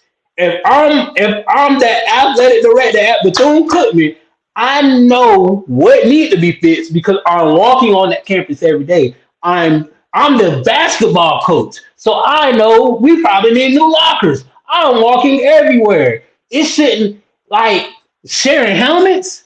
You're the athletic director. You don't know that your team's sharing helmets. Well, come on, Ron. I'd have to disagree with you on that, because knowing the problem and being able to fix it at the time is two different things. I don't think that the athletic director was ignorant to the problems that BCU was having. I don't think that at all. I think that however way they decided to fix those problems and however way they prioritize those problems, that is where the athletic director was making those directive, executive decisions on what needed to be fixed and when they needed to be fixed. But I would disagree with you on the fact of just because they knew, then that's on them. Well, no, you can know all the problems in the world, but you can only prioritize how you're going to fix each one. You know what I'm saying? So Robin, I'm cool. They could have reprioritized the list, cool, but just because they knew about it doesn't mean that it's and to be honest, that's like saying a parent knows what their child is doing. There's only so much that you can actually really truly honestly know at every given time. It's such a continuously moving environment. Athletics moves differently every day. I truly understand that, but as far as you physically, you see a hole in the wall, and you say, "Oh, we're gonna get to it. Oh, we're gonna get to it. Oh, we're gonna get to it." Yeah. It shouldn't be, "Oh, we're gonna keep getting to it. We're gonna keep getting to it. We're gonna keep getting to it." It's goddamn try to fix it. That's try to figure out something. Something. Ron, we all have our own bodies, right? Let's say you got a broken arm, you got gout in your foot, and you got a cavity in your mouth. Yeah. So you go to the doctor, you get your broken arm looked at, you getting that fixed. You go get your foot looked at. By the time you go to the dentist like, dog, why you ain't took care of this cavity? You got a cavity in your mouth for over 4-5 months. You don't take care of your teeth. You know what I'm saying? If you But want get to set a priority, that might not be your thing. but guess what, Jerry? But my thing is, it long like I feel like there shouldn't. Jerry, for me, let's say this. Yes, you get things fixed at your time and your convenience and what you got going on. But if you're bringing somebody new in the picture, I feel like you need to let them know, hey, we are doing this. This may take a long time. This is what we got going on. This will be done at this time. This will be done at that time. From what Ed Reed's saying, none of that stuff was told. None of that stuff was getting around. Mm-hmm. I mean, I So agree with Jerry, you, Ron. you walking there, you walking in the job. They saying, "Oh, we're gonna pay you this. We're gonna pay you this. We're gonna pay you this. This was going on. This was going on. This was going on, and we're gonna try to get everything together." Once you walk in the job, you like this is a hellhole. This ain't what he It's told like me. that This music ain't that be what. like dun dun dun dun. Yeah, you looking at it, you like, what is this? So that's what I'm saying, Jerry. You didn't. Why didn't you relay? Why didn't you relay the rest of the message to me? You could have relayed it to me, and we could have worked together and get it done. That's what I'm saying. They could have worked together and got it done, but clearly they messed up. I mean, yeah, they definitely messed up, but I don't know, man. I feel like it could have been handled a lot different. That's what I'm always going to get hung up on, because me personally, when I have an issue, I do not go to social media. I handle it with the person straight up. I'm gonna tell you to your like what my issue is with you. I'm not gonna tell everybody else in the world. I'm gonna talk straight to you. Right. And that's what men do. I think that's what you as a professional should do regardless.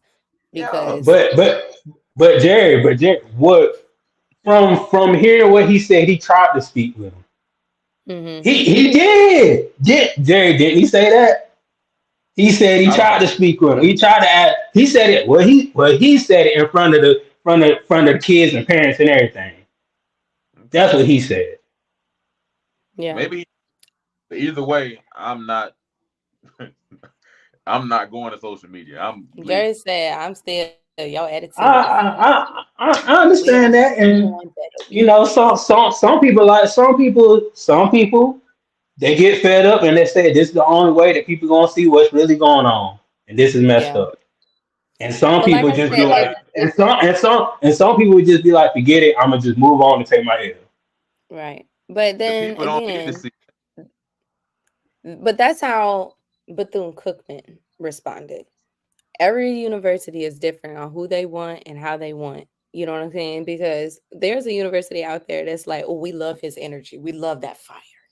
They take that as yes. We love this. Yell at us. You know what I'm saying? So with that, like to your point, Ron, you would be an administrator at a university that would look beyond his grandiose, expressions. You know what I'm saying? How unprofessional they are, because at the end of the day, everything was handed to him in an improper fashion, and how he responded was how he responded. But on the other hand, Jerry would be like, at the end of the day, I value professionalism. You know what I'm saying? And I don't want to ever get to a point where I have to be walking on eggshells to make sure that my head coach not going to fall off the handle, even if he is justified. So what I'm saying is, like, Texas Southern has to decide on what they want in any university, you know what I'm saying? Because it seems like, Andre Johnson is just in the running, and we like Andre Johnson just chilling in the back. Like, why am I in it? You know what I'm saying? I just want to coach, man. You feel me? I ain't got nothing to do with none of that. I just want to be here. So if that's the case, and whoever decides to take Avery, then they're going to take all of him. You know what I'm saying? I would urge, anybody that is looking into somebody that has that such a big personality and is not afraid to use it, to take all of who that person is, because he not going to change. It don't seem like he going to change today and tomorrow. So y'all might as well just get ready. So this is my last question. This is my last question on this. Who, like, for me for that to get to that point, who was unprofessional first for it to get to him going on social media? I don't think we know enough to be able to say that for Okay, honest I truth, can take because that. yeah, because like we said, like regardless of who said it first or who did what first, I think it matters more on why did Ed feel the need so strongly to go about and do what he did. And the answer to that may be unprovokingly. Maybe BCU didn't do anything that bad enough for him to blast on social media, and maybe they did. We don't know. But because we don't know, I don't feel like it's fair to point the blame in any direction. We know what we do know, and we know that BCU has some issues that could have been resolved prior to him coming or could have been more transparently discussed, and Ed Reed could have handled his reaction better. Yeah, I agree. I mean, to me, it's more so like we already know that our HBCUs are understaffed, so we're already running around like chicken with our head cut off all day. And I can't say HBCU did not try to accommodate this man, because I believe they did. They knew what they were getting. They knew they were getting a splash hire. I think they knew. So it's like you can't slap your employer in the face and expect to get rehired. That's all I got to say. But Jerry, but you slap these kids in their face all the time by doing shady stuff though. And again, Ron, BCU said, "Okay, cool, but don't talk to me like I'm a child." Exactly. That's what BCU said. Exactly. He said, "Okay, we hear you, but at the end of the day, we don't like how you respond because we looking in the future, right?" And if Okay. if I'm looking at it from the perspective of BCU, I'm looking at it from a long-term perspective. Anytime you pissed at us, we gonna see how you gonna respond. We don't have time for But that. We I but ain't even if you are right. ever hear that.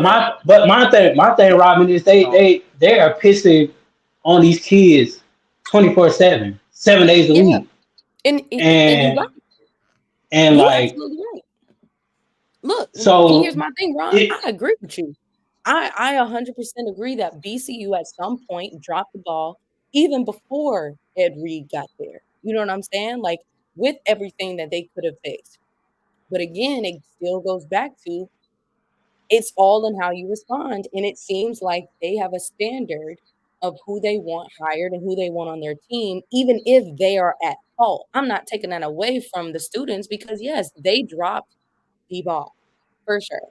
However, still, like Jerry was saying, it's like you can get your point across without giving all the public all of these different stories to make us look like we're really the problem, even if they aren't. Like, what if they were actually trying, you know what I'm saying? And they came through, whatever faults that they couldn't get everything fixed. They ran out, BCA ain't up there that's getting all the funding that even FAMU is getting, and they in the same state. You know what I'm saying? Like they're already down here when it comes to Right. stuff like that. So it's like I don't know. I totally get what you're saying, and I feel like yes, they should have did better by their students, their staff, their support, whatever.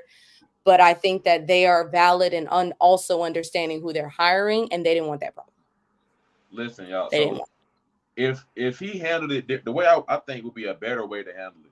If he went in there like, he sees all this mess. If he wants to go to IG Live, that's cool. But go to IG Live saying, "Hey y'all, this is Ed Reed checking in. Bethune-Cookman, we're in a financial struggle right now. If y'all can help, look what I'm doing. I'm picking up trash. If y'all can help donate some money so that we have more financial being to support our athletic program." That's a whole different outlook, getting the same message across without calling your boss an MF. you can't do that. Look, wait.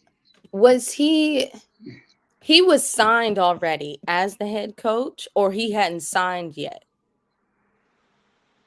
For Ed Reed, Yeah, when Ed was at BCU, like was he already announced as the head coach? I can't remember. he was verbally like verbally stated as the head coach. Yeah. But he didn't sign anything yet. Okay. Got you. And that's another why he was working without signing the contract. Because I was like, if he was signed, then that means he was fired. So yeah. I don't want to put the false narrative out there. I just think that he wasn't fully progressive in his hiring process. He didn't make it all the way through to signing the data bot, but But at the end of the day, I very think that statement, that is very true. He just needed a better campus around him. yeah. You know, What do you say, Ron? he just need a better campus around him. Around him, right? You go to, I mean, it's a couple of HBCUs that have way 10 times better better campus. You know, He's talking about the comment from John Taylor. Ed Reed needs a better camp around him, Is that what and you're I'm talking assuming that he means campus. I'm assuming that No, it means I campus. hope camp. I mean, what he's saying? I'm thinking. He's a better camp, as in people evolved around him that help support his career, like his assistants, like people like kind of like. Hell, I think he need both. That's what I think I think he, camp and campus, but I was thinking of both. I read that wrong, but my bad. But I was like, what? You said, he's talking about camp as in like your assistants, the people surrounding you, helping you. But on that note, if you don't want him yelling on social media about y'all business, y'all better have y'all campus straight. Y'all better. None of y'all jokers better not hire Ray Lewis then, because that's his camp really too.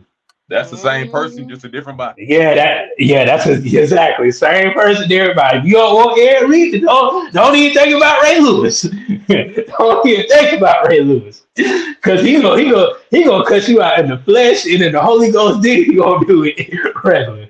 So he gonna do y'all coaching somewhere. Is he coaching? He coaches younger. I know he helps develop younger kids. He's not physically like coaching, but he's developed like kids as far as where they gotta go. What's going on? I feel like Ray Lewis is one of those people who's like, my patience is running thin. He's like, I don't get paid for this. So here, I'm doing it because I love it. I think Ray Lewis will probably pray to God probably about 2 or 3 times, then he'll probably snap. He'll pray. He'll be like, "Oh Lord," he'll get out of his head. He'll pray one good prayer. Ed had a little bit more patience than Ray. Ray wouldn't cuss you out here and preach to you. He'd be like, "See, this is why us Black people can't do stuff together because we don't work in unison." When I was with the Baltimore Ravens in 2001, we worked in unison. I know my D-line and my safety was going to be there at the same time, at the same place on every Ray Lewis. Yeah. He said, like the disciples had Jesus, y'all need O-line, need to add a quarterback. Well, Ray Lewis have you want to go out there and play your dang self. You ain't even suited up. I know that's right. It's true. But thank y'all for staying tuned with us. We're about to talk about this game right here, the last game of the season. FAMU versus Howard. FAMU came on top 30-26. Hold on. Shout out to Howard. Because y'all had me. I'm not gonna hold you. I'm not gonna hold you. Because I didn't think it was going to be this close of a game. I thought that FAMU was gonna get in there and run it. I'm not gonna hold you. But Howard, I gotta give props and credits where credit is due. I told you, Ron. Okay? I have to. No, Jerry, okay. Jerry, hold up, Jerry.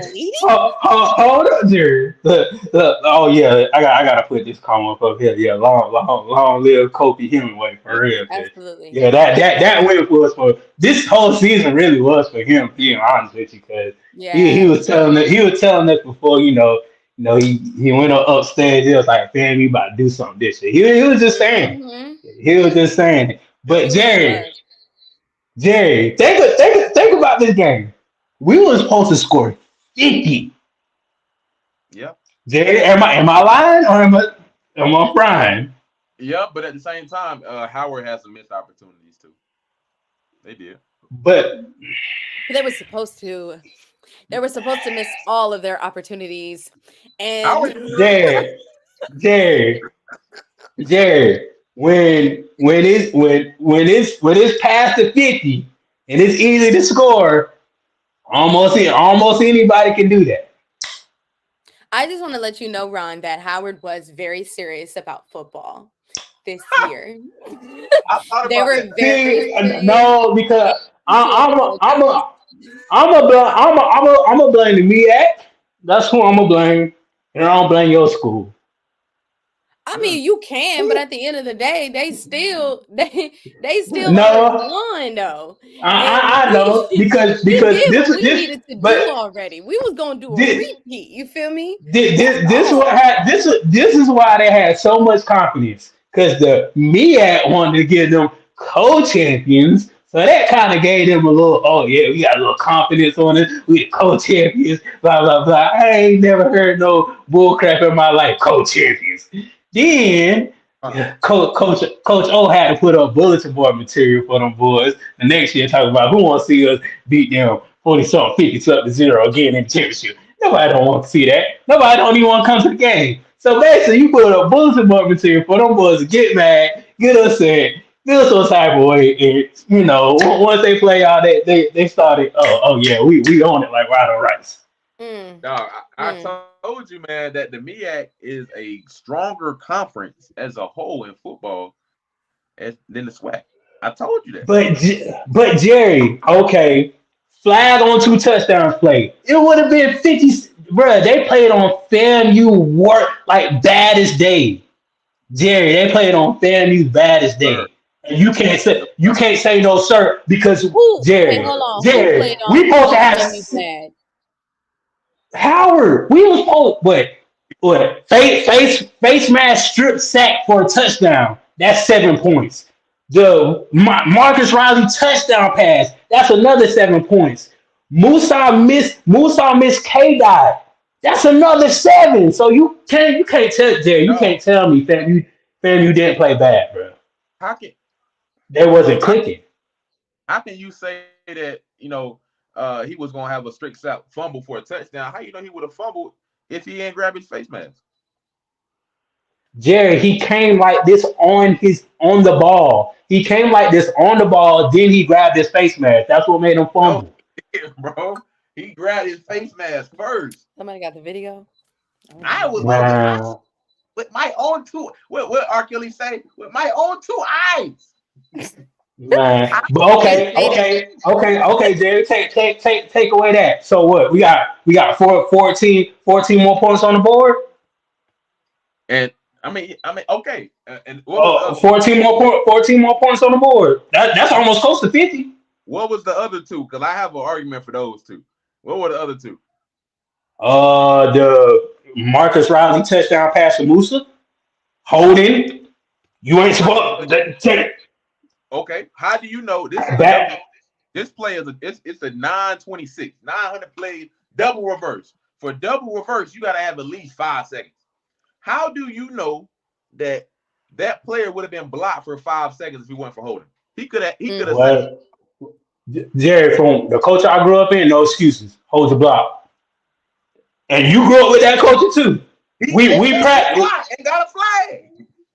Okay, so you supposed to do it in the meaning of the game. So if it went there, Jerry, this FAMU didn't play hot, bro.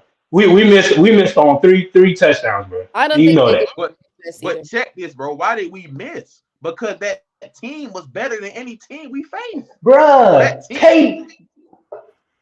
Why did Musa throw a pick? Yeah. Throwing picks all because he was rushed. He ain't been rushed all year. Two interceptions. Jerry Musa threw 2 interceptions in one game before. And played 10 times better. Wait, hold on. Wait, let's go back. Jerry, you said that Howard was better than any of the other SWAC teams that FAMU played. Yes. And you agree, Ron? Jerry, no, I don't agree because every time the ball was on the opposite end of the 50, they could not take it downfield and score the ball. The special teams set them up so good where the ball was on the other side of the 50 and they scored. Am I right or am I wrong about that? Why are you giving so much credit to FAMU and not giving credit to Howard? Howard could have had a defense. I'm not even giving Jerry. I'm not even giving credit to FAMU because they played not a good game at all. They only played That's what what one quarter. They only played one. Jerry. Think about it. If FAMU only played one quarter, if they would have played 4 quarters, this game would have been a blowout. why couldn't they play 4 quarters? This Why couldn't they play 4 quarters? Because first of all, they didn't come out hot. All the players said that we didn't come out hot. We weren't playing FAMU football. That's number one. Because the only team that could beat FAMU is FAMU. Why? Why? It's not because they get. Then tell me. Then For tell number me. one, this team playing against was more physical than any team that we faced. For number two, they got linebackers. Even Tampa, even in Tampa, the more even Tampa. I'm just asking a question. That team. I'm just asking a question. Not that team we lost to, dog. We lost to them. So which? But still, you're asking they're more fit. No, you're saying they're more physical. So I'm asking, is Tampa the team that we face were they more physical than? Okay, then I just want to know that. That's all. They were more physical than any team in the SWAC. Look at that film. You watch that film and you see how fast the linebackers are scraping across the block. And you watch any other SWAC game, I guarantee you, be like, "Dang, man, these boys moving." I guarantee you that. Here's bro. my thing. I don't think that. I think both of y'all are right because I agree with Ron. I feel like FAMU made some mistakes regardless of who the team they was playing. It could have been Prairie View that they was playing.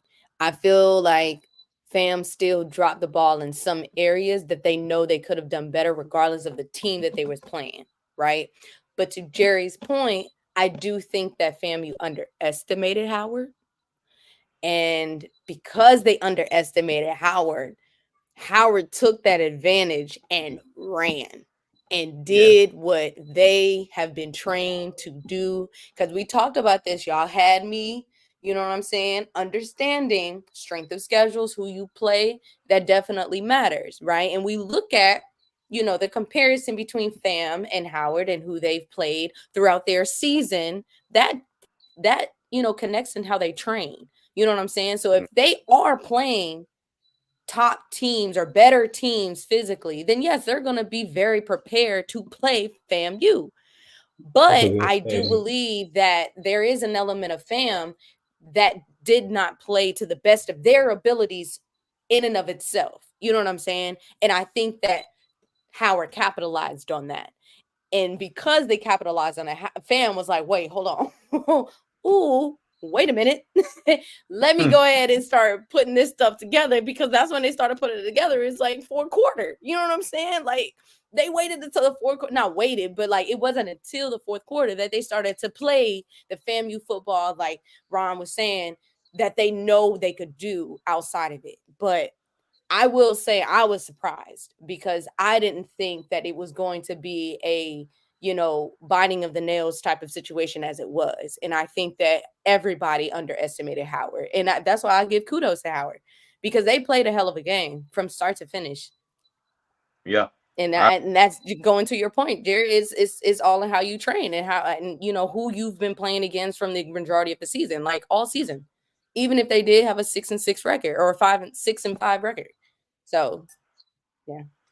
I think if we look at the numbers of how often Musa was pressured this game versus how often he was pressured in other games, it would show you an increase dramatically of Howard's like the flowing to the ball. I think the average amount of time that he had during the SWAC was a lot more than what he had in this game. Yeah. No, Ron. Fix your face. No, I honestly, yes. Alabama State, but I don't think they can beat them. I think they can beat Alabama State. Now Alabama State do got a better. Alabama State do got a better defense than Howard, hands down. Hands down. But is that going to help them to win a game? No. Is their defense? Because our defense really won us the game. If you think about it, defense, but I mean, but that's our defense. I mean, because Alabama State defense is up there like with ours, statistically, not athletically. I don't think that our defense solely won the game. I don't think that for one in the nation. Yeah. I'm saying statistically in the SWAC, statistically, Alabama State defense is up there. They're up there, yeah, but they're not like. I mean, if their defense was good against their other defense, sure. But I don't know if Alabama State enough of just the defense is going to help them win the game. No. If anything, it would be the same game that FAMU played. Our defense is top 10 in every area in the nation, not in the SWAC, in the nation. Like, I don't where's Alabama State defense ranked? Like, I don't know. That's a real question. I don't know if they're top 10 in the nation. Alabama State defense. Rob about to look it up. But I just, me personally, I just feel like if FAMU would have played all 4 quarters, this game would have been a runaway. And that's just real. I think we could not play all 4 quarters because the team was better than we expected. So we got. Well, that's just me. Well, that's me. Okay. I don't think they were better than expected. I think they did what they had to do to put themselves to score. If Jerry, it's going to be easier for you to score if you pass the 50-yard line. Like literally, when the ball wasn't past that 50-yard line, it was so hard for them to drive down the field. I mean, granted, special teams helped out with that a lot. Like, granted, but you cannot tell me you're gonna put the ball in that quarterback's hands at Howard and tell him to drive down the field knowing he threw 3 interceptions.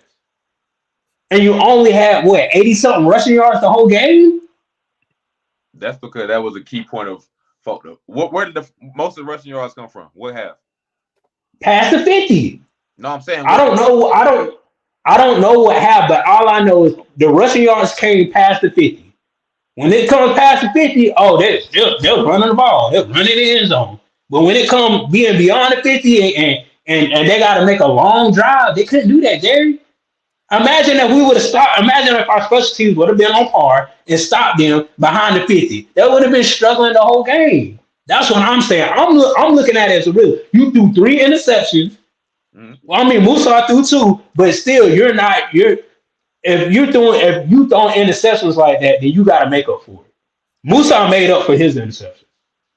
I mean, hell, dog, we only won by 4 points. Hell, we almost made up for it too. Okay. But we were really supposed to win by way more. Because going in the half, we was down. I know that. We were down against Texas Southern. Yes, that's one game. How many other games? But still, 1 game, 2 games, it doesn't matter. We did not play FAMU brand of football. That's what I'm trying to get to. Like if we would have played FAMU brand of football, then this game would have been a blowout, regardless of how many touchdowns he would have thrown or how many interceptions he would have thrown. This game would have been a blowout. Jerry, do you feel like FAMU played the best? Like not the best out of Howard, but their best. Do I feel like FAMU played their best? Mm-hmm. No. So Ron, he agrees with you. I just think that the element of Howard impacting is also very measurable. Yeah. Because I agree with Jerry in the sense that I genuinely believe that they underestimated that team. Because I know I did. And I know when they started, I was like, 14-0. That's crazy. That's crazy. Mm-hmm. Like unanswered. 14-0. That's crazy. On the way into the second quarter. 16-10 going into the half. That's wild. I genuinely think that they underestimated. In addition to your point, FAMU definitely didn't play to the best of their ability. But at the end of the day, they also underestimated the power that Howard has. Yeah. And that may be why they play to their abilities. I guess for me, because y'all have to watch my show last week. I personally said that Howard looks kind of scary. Howard looks like this. Howard has the same statistical stats that we have as far as each position. I went through that with Kobe. So I'm guessing from my reelection, y'all was on the show last week, but y'all wouldn't. But at the end of the day, like, did I expect Howard to score points? I did. I expect Howard to score. That's what you're supposed to do. But at the end of the day, like it doesn't matter where they played more physical. Oh, they did this, they did this, they did. That's what they supposed to do. But at the end of the day, FAMU missed certain points, or FAMU missed certain touchdown plays that would have ran this game out. Well, Brian, here's my thing. You said that Howard essentially has the same statistics as FAMU, like as On the far as offensive side. okay, on the offensive side, right? That only makes stronger the point of them underestimating Howard, because we know that Howard, they're playing completely different games than what FAMU is playing. And if you're saying that they're comparable to FAMU's offense with like stronger teams, then chances are then they were going to be competitively comparable to FAM, at least on the offensive side. I'm only going based off of that aspect because I don't. But I couldn't tell you Robin, about defense. but you can't tell me that your quarterback is struggling to make a drive. When Musa make a drive, it looks so easy. Like it looks so easy. Your quarterback is struggling.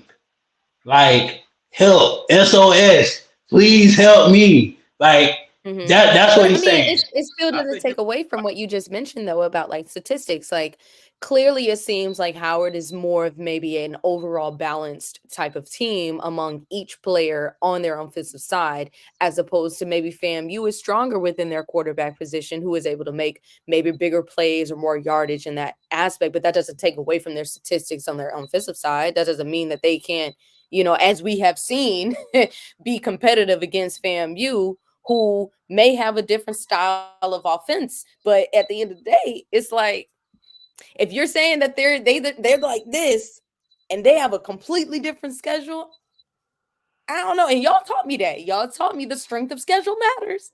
So I'm going off of what y'all have taught me. Really, Ron? You said, no, if they had the same stats and they have a stronger schedule, their team is better than ours, from what you're saying. No, I'm not. This is what I'm saying. Everybody knows FAMU is way better. Like, hands down. Everybody know that. Everybody, regardless of the same statistical stats or whatever, everybody know that if you line up athlete against athlete, maybe the running back room is really close. That's probably the only thing that's close as far as Howard and FAMU, the running back room. And Jay, can you agree with me on that, or you disagree? Yeah, I agree. So athletically, from a standpoint, everybody's more athletic than Howard. And we know what brand of football we can play, and we're missing 14 to 21 points. Imagine if we would have hit on those 14 to 21 points. They will be like, oh, well, Howard didn't play that good. FAMU did this and FAMU did that. Story would have been a change. So that's what I'm looking at it as. Like, Howard is still the same Howard. They need a better quarterback. Once they get a better quarterback that can sling it and actually drive the ball down the field, then that would be better, because he did not take no deep ball. He took one deep ball, got picked off. That's not their game. That's not even their offense. They are downhill running offense. They run the ball a lot. So then why are you throwing the ball, Jerry? Then why are you throwing the deep ball if it's not your offense? Yeah, you as a player, as a coach, you should know what's your game, and you should not go out of the element of your game to cost you the game. Breaking news. Hold on. So I looked at, and I'm only looking at Alabama State and Howard because I couldn't find, like, there wasn't like a ranking for defense, at least as far as I have found. So when I went on ESPN and I'm looking at like their defense kind of like statistics, and they break it down: tackles, sacks, interceptions, fumbles, right? So just taking in consideration total numbers, right? Total numbers of like tackles, right? ASU, so Alabama State, 600. Howard, 608, right? Okay. Then you got sacks, right? Total sacks for Alabama State sitting at, and this is across their whole defensive line, right? So total sacks as far as yardage, okay, 133. Howard, 134, right? Then you got Numbers don't lie, y'all. Then you got interceptions, right? I'm looking at total interceptions, and I think I'm going to do base by yardage just because it's easier. 194 for Alabama. Okay, they're a little bit different. Howard is Yard. 78. Okay, But how so, many interceptions they had as a group? okay, as a group, it seems Yeah. like Alabama State has 10, Howard has 9. So how many So it's sacks does Howard has, and how many sacks does um You said that. Alabama State have? Sacks, just okay. sacks, not yardage. They're the Yeah, same. Alabama they're the State same. 23, Howard 23. So it's like Okay. they're very comparable as far as defense. So even just to say that Alabama State is better, and I'm looking at it from more of a positional standpoint as opposed to overall because I can't find it. I mean, Mhm. Howard up there, like they putting in the numbers. The statistics don't lie. I feel the statistics don't lie, but my eyes don't deceive me. It'll supposed to be 20 I more feel points you. scored. No. But here's my thing. I didn't even look at FAMU. FAMU may be different. I don't know. But I feel like going back to the point of we didn't give Howard the benefit of the doubt. At least as like overall generally, I feel like as far as especially like FAMU fans, I don't think that they thought that Howard was ready like they were. I don't think that they were, in addition to them not putting forth their best effort. But again, like y'all were saying, if you're playing these types of teams leading into your competition, likely you are going to get better as the season progresses. That's the whole point of having multiple games. And it seems like Howard traditionally just got better to the point where when they got to the Celebration Bowl, they were ready, regardless of what FAM did, regardless of that. Because they could have made their, mistakes as well, but they capitalized, and that shows a great team. But to your point, Ron, I do believe that FAM could be a better team, and I feel like they have proven that they are a better team because of their consistency, but I still think they had a comparable competition. I don't think that Howard was like so below them that it's like, all right, fam, y'all should have did better than that. This is a weak team. No, they're not. So what y'all telling me is this: FAM played. I mean, Howard played a just okay FAM team, and just okay. That's what basically it boiled down to. And FAMU only played one quarter, Jerry. Like that's a just okay FAM team. If you only play in one quarter, you could score 20 in one quarter. That's a just okay FAM team. So Howard can almost be a just okay FAM team. FAMU is just okay. What I'm saying is no. How y'all evaluating this is what is coming off of me. That Howard did better than what we all expected that Howard to do, and all this other stuff and all that. I don't see it as that. I know Howard was going to score. I know Howard was going to do what they're supposed to do. How I see it as Howard played an okay FAM team. Howard did not play a dominant FAMU team. Mm-hmm. They played just the okay FAMU team. When FAMU clearly, if I ask any one of them boys, what y'all supposed to score 50? I bet you if I bring Musa on here and say, what y'all supposed to score, like 50 or 45? He would have said yes. But we missed some cues. He plays, though. Okay. Okay then. So like for me, this is just me. No, though. Like what player would say nah? But it would be different if FAM was just an okay team the whole year. It would have been different. My logic would have been different. So that's what I'm saying. If FAM would have just played okay the whole year, then okay, I would have.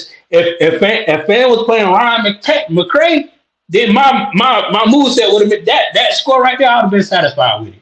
But for me, I know they could score more. I know they could have did better. That's why I'm thinking like this. All I'm trying to say is though, you're taking credit from Howard. I'm not. I'm telling like Howard scored. Howard did what they supposed to do. If y'all watched the show last week, I broke down what you supposed to do to make this game, and they did exactly what they supposed to do. FAMU did exactly what they're supposed to do in 1 quarter. Mm-hmm.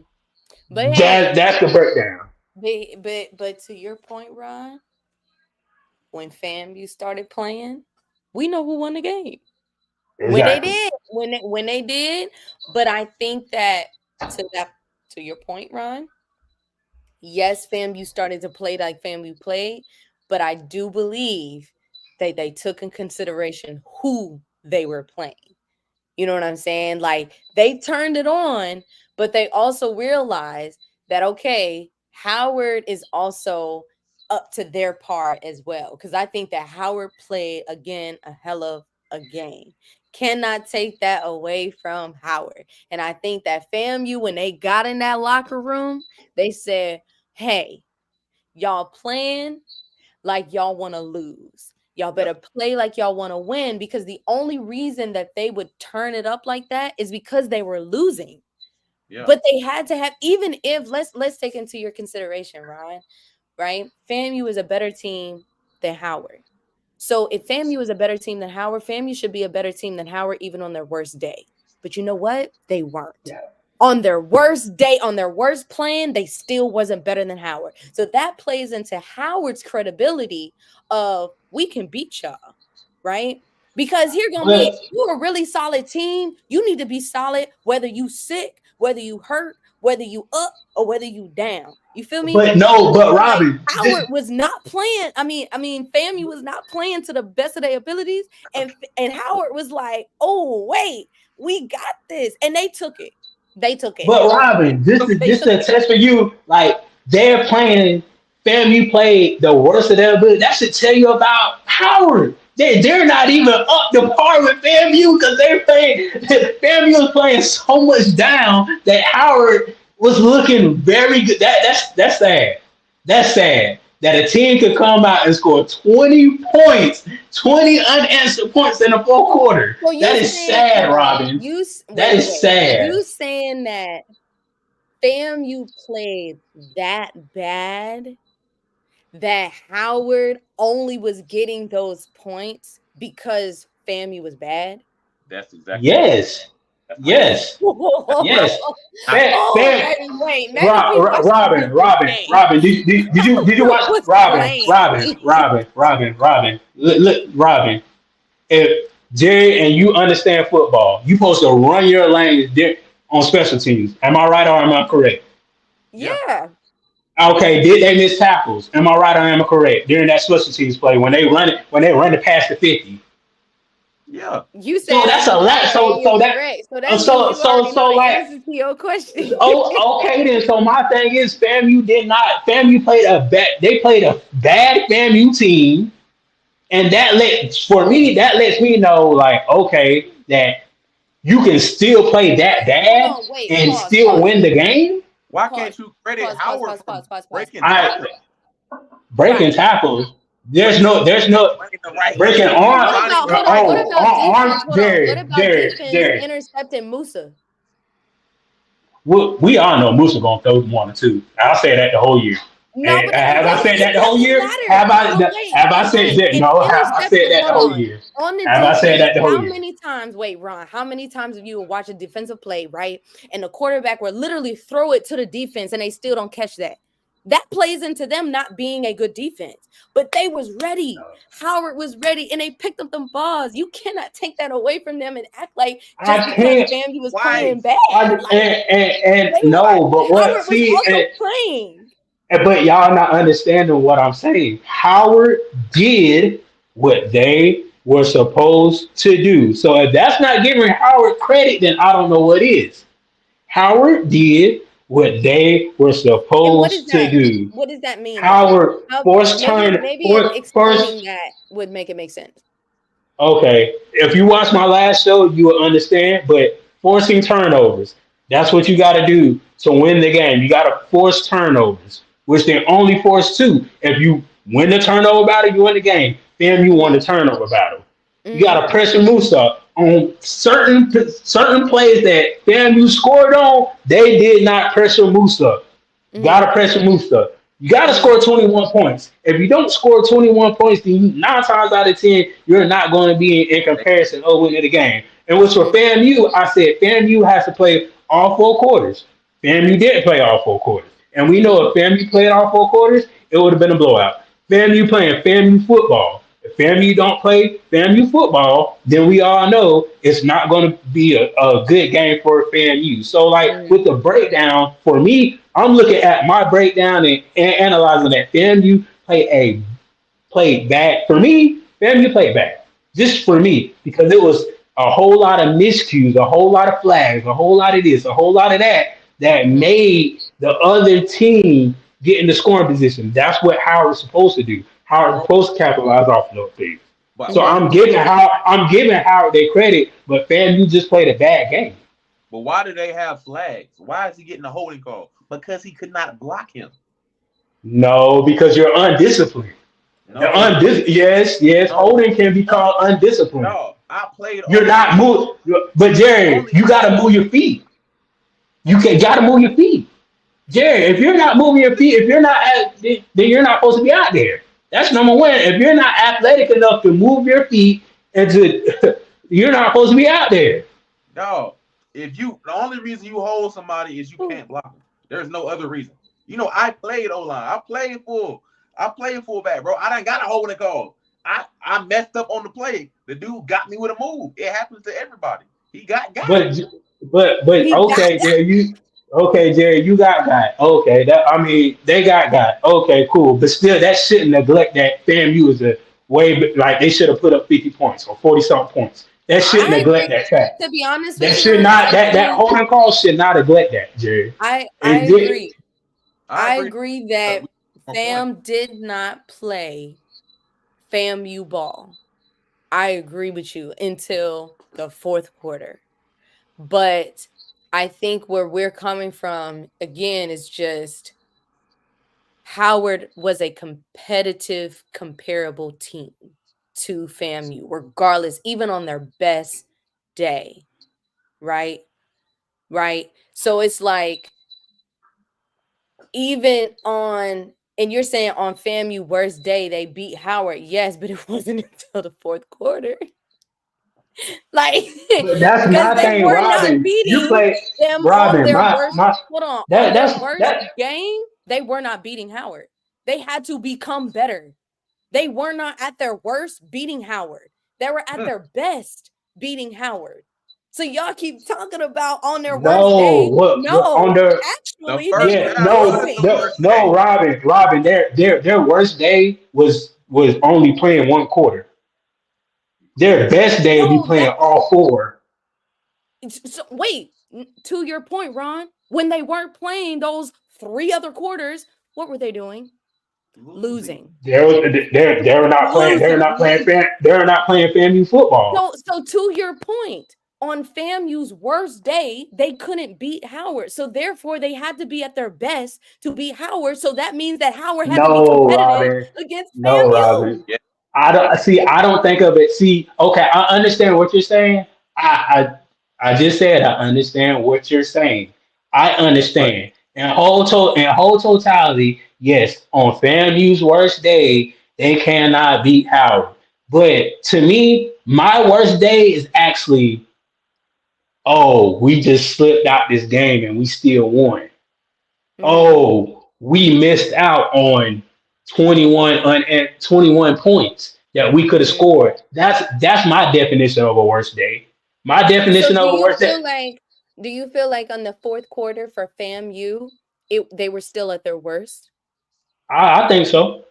So I said not quarter. I'm not talking about a quarter. I'm talking about a whole day. They had a bad they had their worst day of playing football. That tells you how good FAMU is, because on their worst day of playing football, they still won the game. I think the worst day tells you how good your opponent is. No. Because your opponent was not good. No. Your worst day, you would still drop 40 points. And they were losing. Damn near dropped. On their worst day, they dropped 30. Bro. On their worst day, they dropped 30. But 20 You of those was in the That fourth that quarter. that that that's like 20 of those points was in the fourth That's like quarter. Michael Jordan having a flu game. That was his worst day. Michael Jordan had a flu game and he still won the game.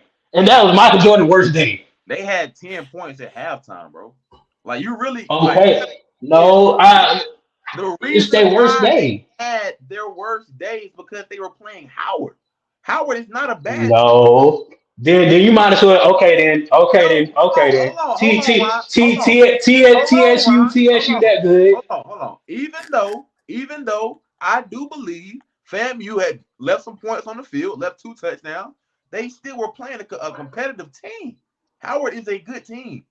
They go from being bad at the beginning of the season, play competitive games, and get better over the season. That's what they did last year.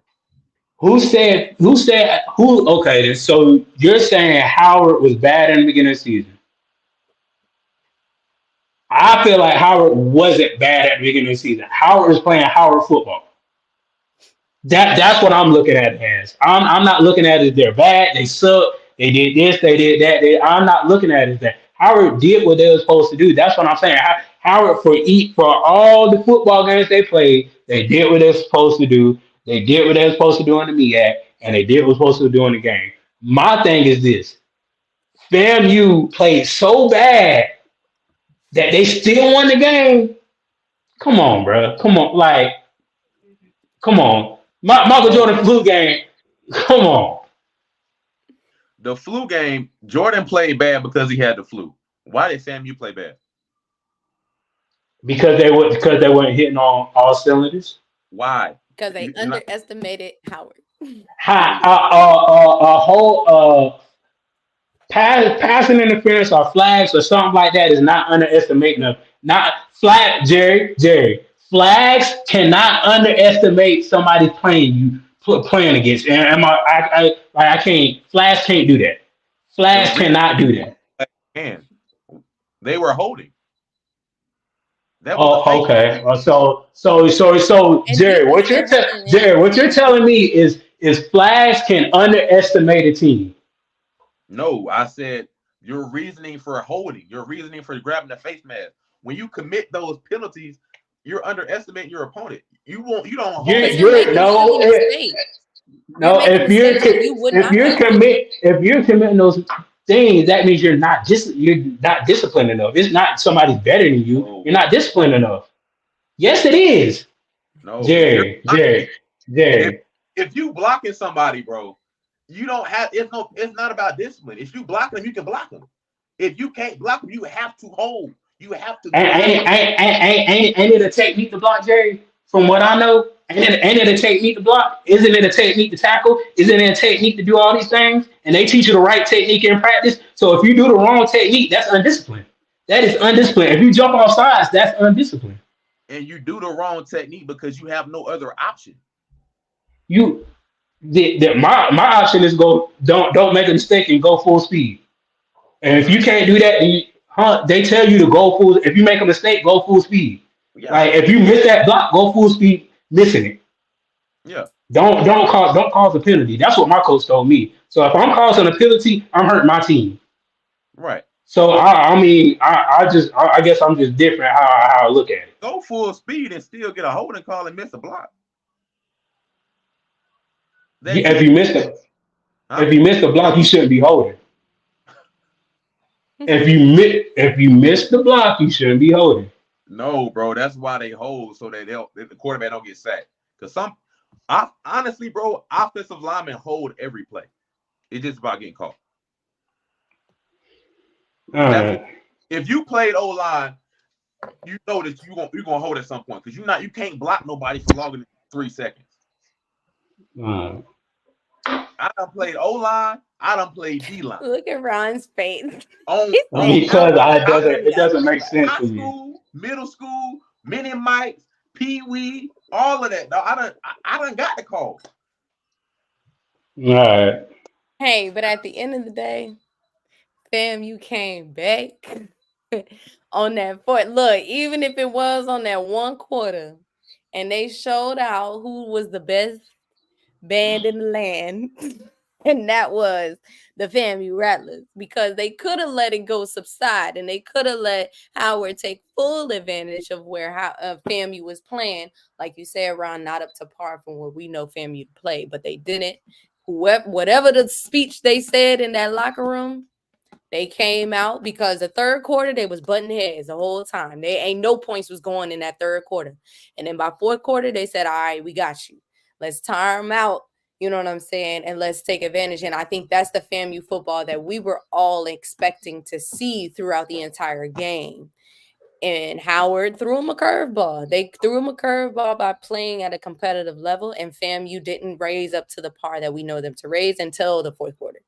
So I think that at the end of the day, FAMU won that. And I'm also proud of both teams, because I didn't want it to be a blowout. Like, I hate being in, especially a Celebration Bowls that's supposed to be a national championship for the HBCUs, it being a blowout. So I'm very proud of the fact that Howard didn't allow that to be their narrative, and how they did come out and they showed whatever type of skill that they showed in addition to what FAMU had showed. So that's how I feel about it. You know what was a blowout? The Battle of the Bands. The Marching 100 versus Howard Band. That was. Did you see Howard's band? No, like but I'm just a Marching 100 at heart. So go Rattlers. They got like 20 people in the band, and like when they were playing, the Marching 100 started playing at the same time. It was like drowned out their whole, and everybody just looked from one side to Marching 100. Yeah, they take Marching 100 to a whole nother level. They said, no, we're Marching 100. Nah, gee, that's facts. I'm glad that it worked. You know, I wanted my Eagles in there anyway, so, but it's fine. 2024, whatever. It's fine. I did too, but I think it was that up for me. Facts. All right. But get off my soapbox, because I was on it for a long time, and I'm gonna still stay on it. 10 toes down. I don't care. Sure. Y'all have a good New Year. Happy Kwanzaa, Christmas, Feliz Navidad. However y'all celebrate the holiday, celebrate it. If you don't celebrate it, then happy vacation if you don't celebrate it. So, Robin, Jerry, thank y'all for this year. Thank y'all for being on the show. Thank y'all for everything. I want us to thank y'all. Shoot, I know the people love y'all. I love y'all. Yeah, have a happy holidays, man. And we'll definitely see y'all next year. Next year. 2024. Yeah, we will not be on here for a couple. I'm gonna say for a couple of weeks, because we gonna be breaking a little bit. So, but definitely see y'all on here next year. And peace out, love. I'll let y'all.